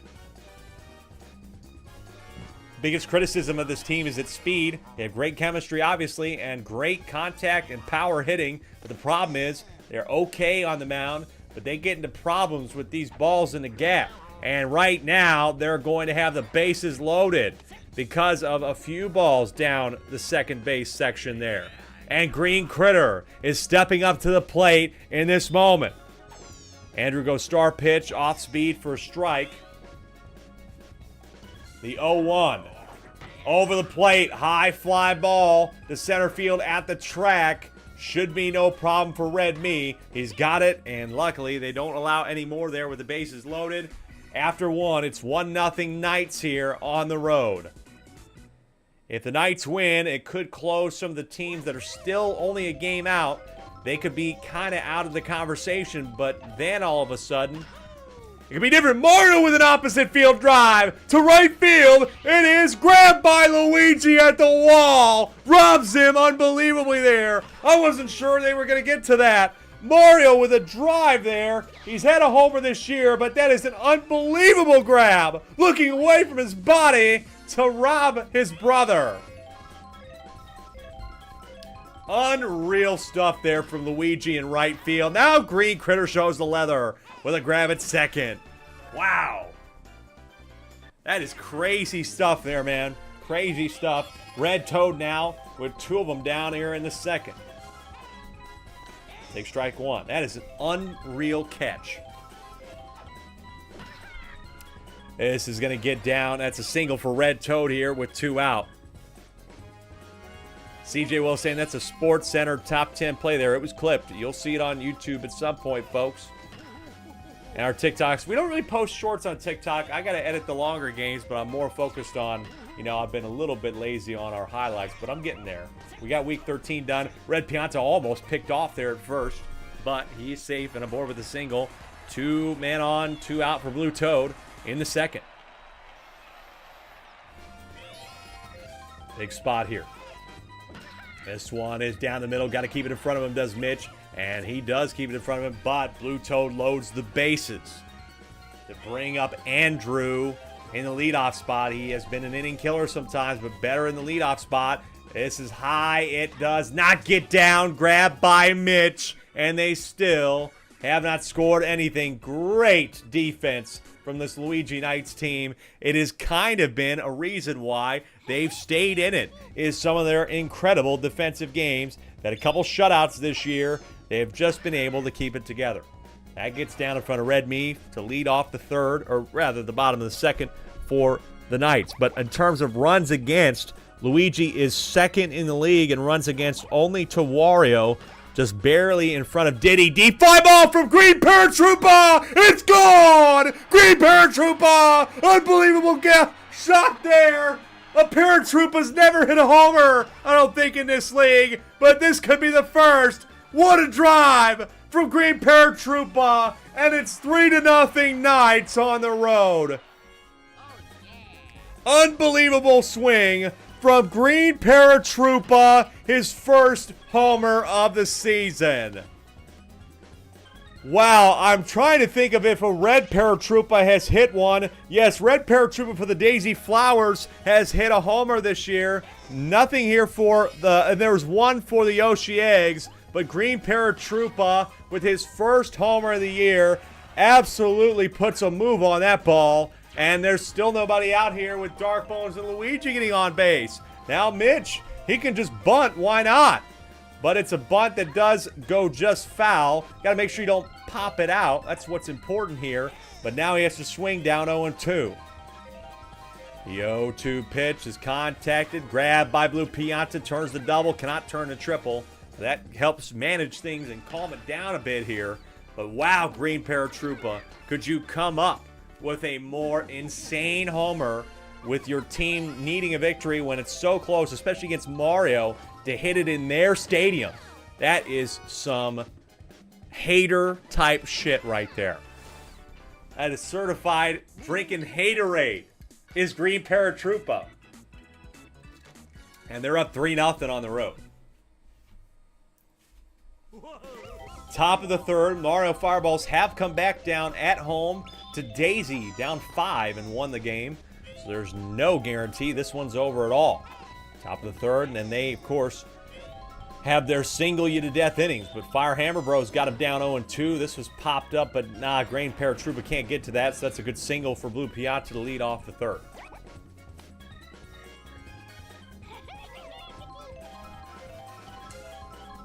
This is Yellow Toad.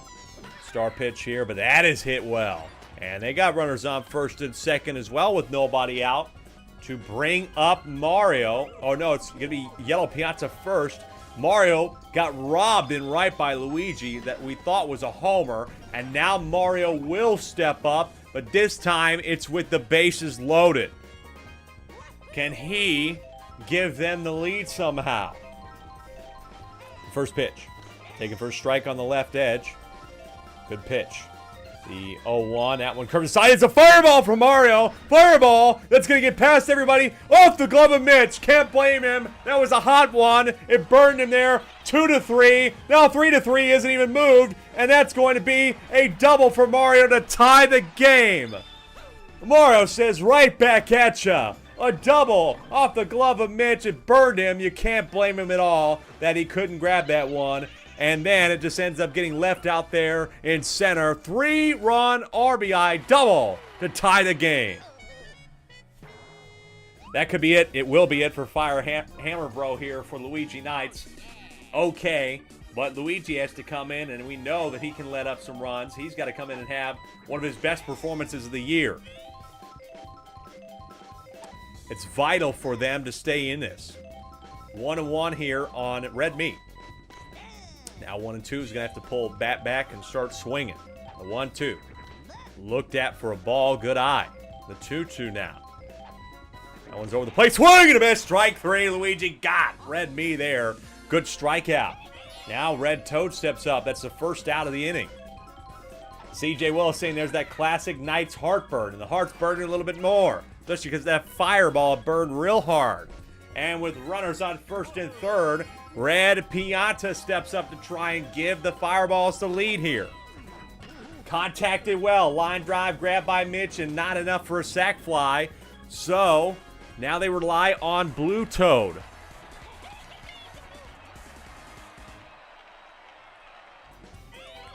The anchor hitter here for the Fireballs. He looks at ball one. The 1-0 is now another ball. 2-0. Get concerning here. High ball, deep to right. There is a shell that could come in for Mitch here, but he's got it. And it stays a tie game. CJ was saying, smart batting by Mario. Everyone thought about the Grand Slam opportunity, and he used the fire swing real well. I agree, CJ. And that tied the game, just like that. One swing of the bat.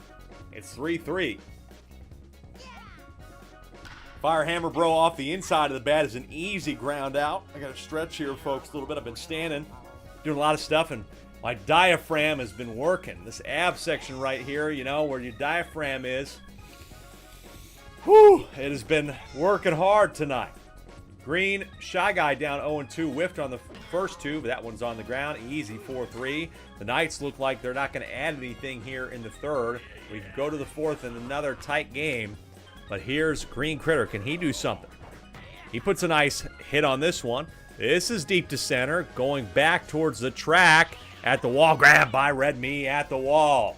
And we are through 3 innings. It's 3-3 in one of the most pivotal games for almost every team in the league. Luigi loses, then all of a sudden, Bowser Jr. and Waluigi could still find a way to win and get in. It would be tough because Luigi and Diddy are playing next week, but I think they would rather have Luigi on a loss than Luigi on a win. Because then Luigi can just win and get in and shut everybody out of getting into the playoffs. But if Luigi has to win to get to 11-11, well, then it opens some things up. That's going to be on the ground. Wow, got it out just in time to Green Magic Koopa for the second out. Top of the fourth in a 3-3 game. Mario Fireballs trying to clinch the playoff spot with a win tonight. They lose, they will be amongst everybody else with their fate to be decided next week. That one is going to be got there, and there is a nice inning from Luigi once again. Did let up the double to Mario. You couldn't really prevent that, but you cleaned it up here, and you give your team an opportunity to get it back here in the fourth. And Green Paratroopa had the 2-run shot to give them a 3-0 lead earlier. Could he do it again? I don't know. First it's Green Toad. Ooh, big miss there. Andrew with some good stuff here, staying in the game. He's had a good section for himself as well. That is over the head of Blue Pianta. And a leadoff single once again for Green Toad.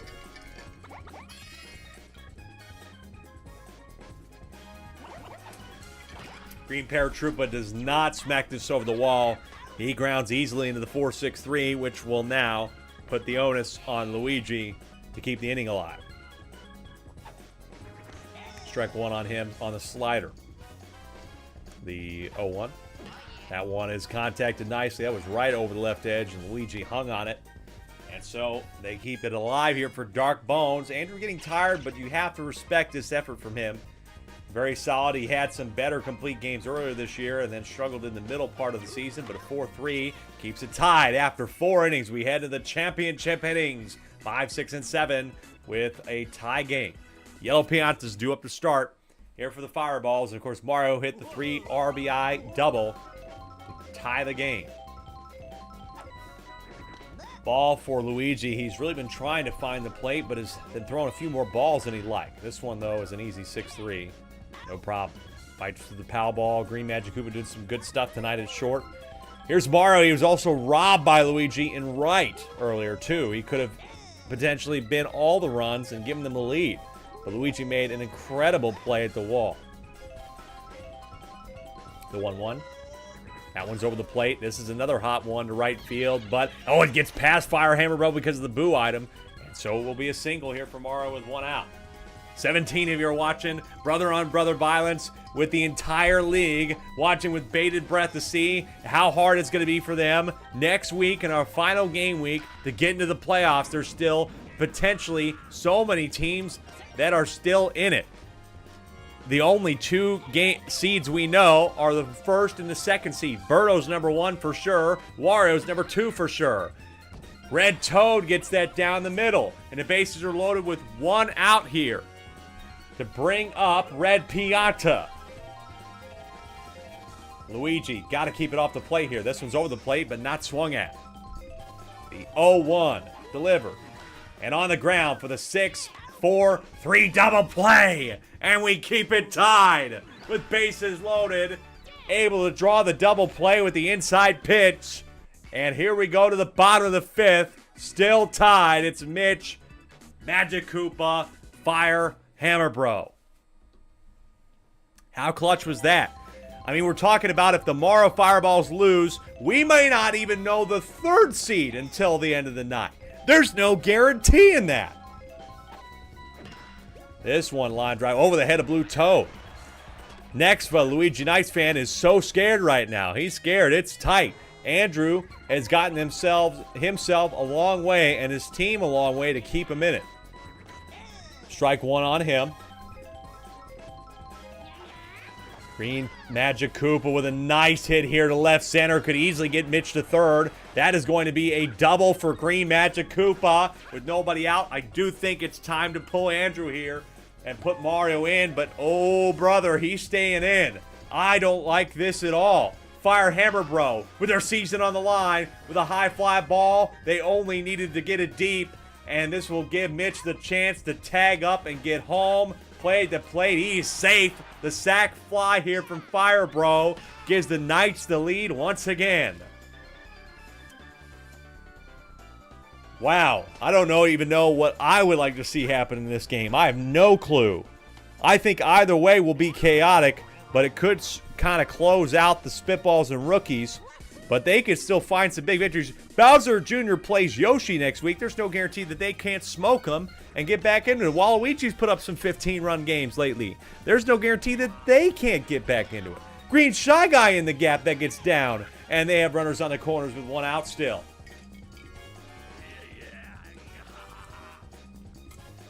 Here's Green Critter. Steal this time. Trying to go with a little bit of the action second to third, and they get second. Good play there. That's good IQ. And so now they're going to steal again. They're going to bunt and try to squeeze it. And this is going to be successful with one out. That's a beautifully executed squeeze bunt from them to get the extra run, especially in this close to the game. It's 5-3. Brings back up Green Toad, who's been hitting and hitting and hitting today. And he will have another one over the head of Blue Toad, make it 6-3. Luigi Knights. Luigi Knights go to 11-10 and kind of close. Bowser Jr. out of it. The only way that Bowser Jr. could still somehow hop everything is if both Luigi and Bowser Jr. are tied at 11-11. Bowser Jr. swept Luigi this year. And so, if for some reason that they were tied at 11-11, the problem is, though, Diddy would be 11-11. So it's so nearly goddamn impossible for that to happen. But they need Luigi to lose. But right now, they're up 3. Grab by Blue Pianta does end the 4th inning here. Or 5th inning, rather. We head to the 6th. Mario, 6 outs to go to try and clinch a playoff spot.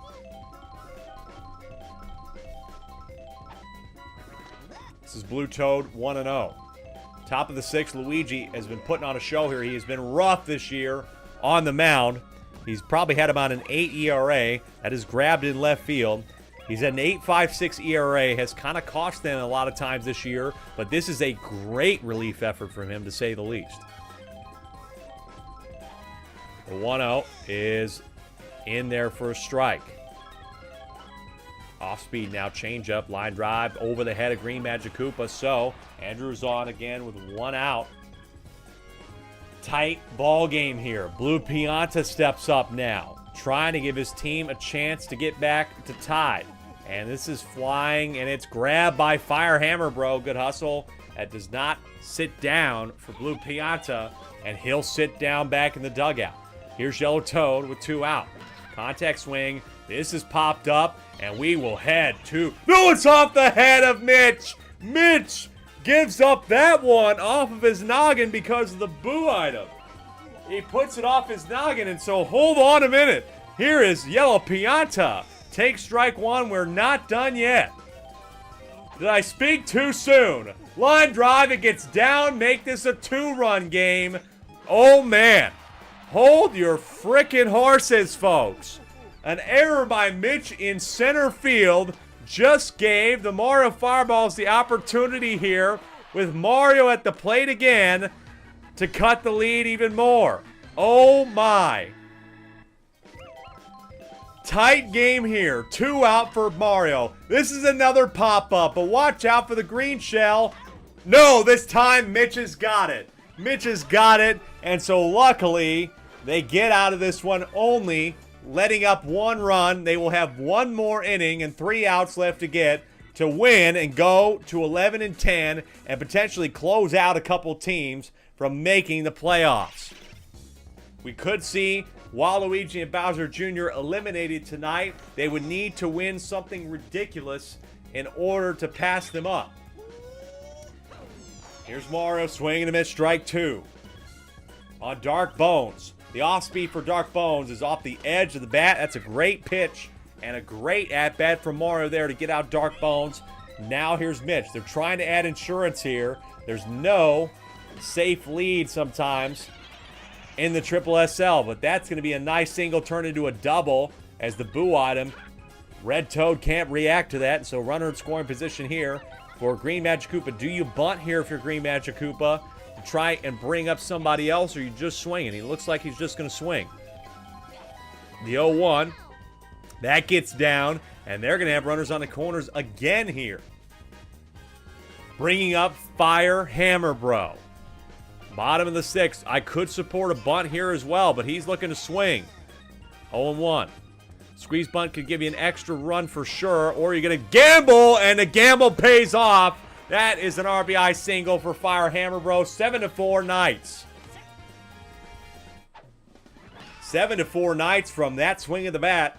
Good swing from Fire Hammer Bro. What a night. Can you believe that the only person for the Knights to have a homer in this game is Green Paratroopa? I cannot believe that word came out of my mouth. Those words, rather. Fireball here on Green Shy Guy is a strike. Big moment for Mario. You must get him out here. This one's on the ground. In the gap, 8-4. And now, will Mario have to focus on next week and be worried about making the playoffs themselves? It's certainly possible. They have a great run differential, so that is another thing they can sit back on. However, you don't want it to be in flux. And this ball is smoked to left field. Are they going to get underneath this one? Red Toad has got it at the wall, and luckily might just save their chance of coming back in this game. Big grab here by Red Toad in left. This could potentially keep him in it. You just never know. The Fireballs know how to single teams to death, but that's not really what they've done tonight. It's been sort of 1s and 2s at a time. They got 3 in the 3rd and 1 in the 6th. Strike 1 here on Green Toad.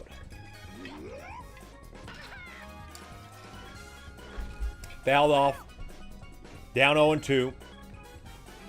No Fireball, but that's down the middle line. Drive grabbed into the glove of Yellow Pianta. They do allow 2 here. Pretty critical 2 as we head to the 7th. Will the Fireballs have anything left to clinch a playoff spot? And really, for the rest of the league, they're hoping maybe that they can knock Luigi down a peg still with a miraculous 7th inning. The 0-1 for Red Meat, taken for a strike. I don't know if that was a strike, but it caught the edge, says Lakido. Now the tornado ball for Luigi, and he got it swung on, and Red Meat contacts it for a single. Unbelievable swing from Red Meat down 0-2, tornado ball, and he still gets on base. And now it's Red Toad. Red Toad will get on base past Green Magic Koopa, but Red Meat, it goes past Green Critter, and so it's still runners on first and second for Red Pianta. Will the Fireballs find a way? Contact swing, they got the bases loaded. Here we go. Could it be a classic Fireballs inning here? The bases are loaded for Blue Toad. Nobody out, top of the 7th. Take strike 1. Will Blue Toad go for the fences here? I think he should. Contact swing. Will it get down? It will. But Red Meat didn't run. Red Meat didn't run. He's forced out at the plate. Red Meat did not run and cost them a run here. Now Andrew has to be the one to figure this out with 1 out. Tornado ball. He swung on it and missed for a strike. The 0-1 for Andrew is on the inside. It's popped up, but Mitch does get to it. Even though the foul ball was there, an incredible grab from Mitch. They're down to their last out for Blue Pianta. Can they stay alive in the game, or will Luigi go to 11-10? The 0-1 on the ground. Foul ball potentially. Doesn't matter. The Knights win on the road in unbelievable fashion, taking care of business, and now they could have shut out a couple of teams from making the playoffs with an 8-4 victory on the road. The Luigi Knights could be one step closer from making the playoffs. Clutch game. CJ Willis next for everybody was so nervous about that game. So nervous since the 2016 Cubs World Series win. That was big. What a final game for the 18 of you to watch there. And I put in the final one of the night. Folks, it was basically 3-3. This might be one of our second lowest scoring weeks of the year. Yeah, 68. It's pretty low scoring. 70 runs total tonight. And what a night it was. God, quality baseball. Here we go, folks. It's coming up right now. The live standings here until we see you the next time for the final game week of the season. Berto guaranteed number 1. Wario guaranteed number 2. Everything else ain't fucking guaranteed. 4 teams at 11 and 10. 4 teams at 10 and 11. Unfortunately, we do believe that Waluigi and Bowser Jr. might be eliminated realistically because Diddy and Luigi play no matter what. Daisy now, folks, because of run differential, Daisy's on the cut line. Daisy's 6th seed. DK is still in it, but I think because Diddy and Luigi play, it just Bowser Jr. would need Diddy to lose, Daisy to lose, DK to lose, and they would need a victory against Yoshi of unfathomable proportions. They need like a 20-plus run victory against Yoshi. And Yoshi has shut out 2 teams in the last 2 games. So that is tough. And the same goes for Waluigi. They put on a hell of an effort at the end of the year to try and get to this moment. And Waluigi, when we look at their, individual things, they did sweep Luigi this year, and they did sweep Daisy. Now look at that, folks. The win against Daisy.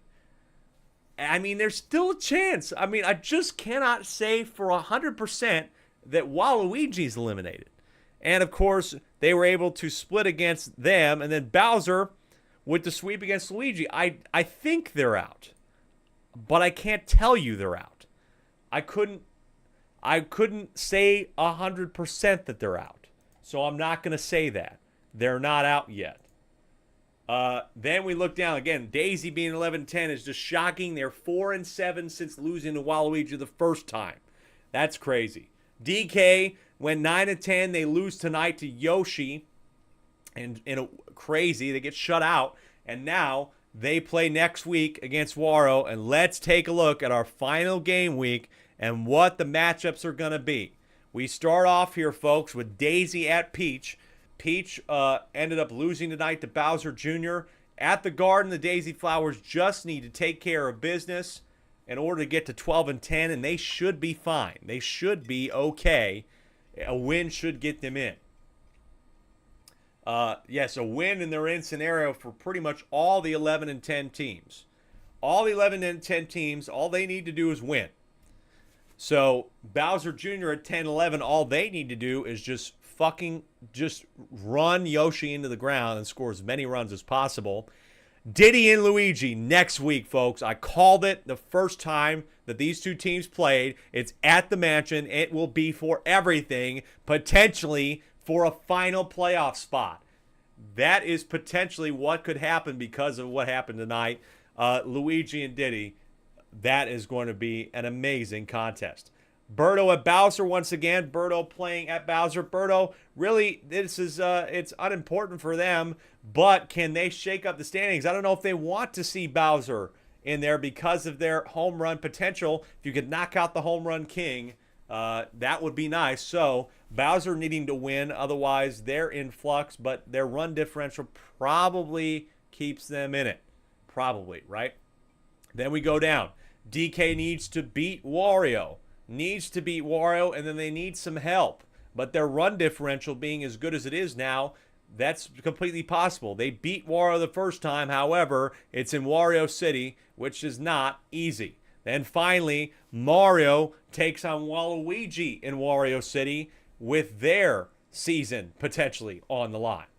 With that loss right there, they're now tied with Luigi, Daisy, Bowser. So everything is standing on, and Waluigi wins that one. You never know. Could they hop up We just don't know, folks. The only way you're going to know is to show up here when it's week 22.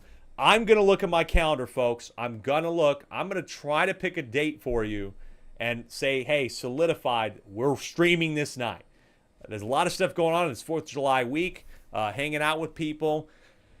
I would like to try to do it Friday. Friday being the 5th. I know Saturday is a no. Thursday's probably a no. I will look. I will try to pick a date, folks. I need to look at my calendar, look at everything. Sunday, just so much is going on here. So you must stay tuned and you must go to our Discord and follow us everywhere. That's the best way to let us know. Follow us YouTube, Twitch, TikTok, everywhere that you can go. And then, of course, join the Discord to join the conversation, which I'm sure will be aplenty in talking about the scenarios and what might happen in game week 22, the final game week of the regular season. As we head into the playoffs, is going to be a banger of a week. Until then, it was a great night. I'm so glad that everybody could join us. Until the next time I see you, I'm Alec Rome saying thank you so much for watching. Be kind to one another. Have a great week, and we will see you next time.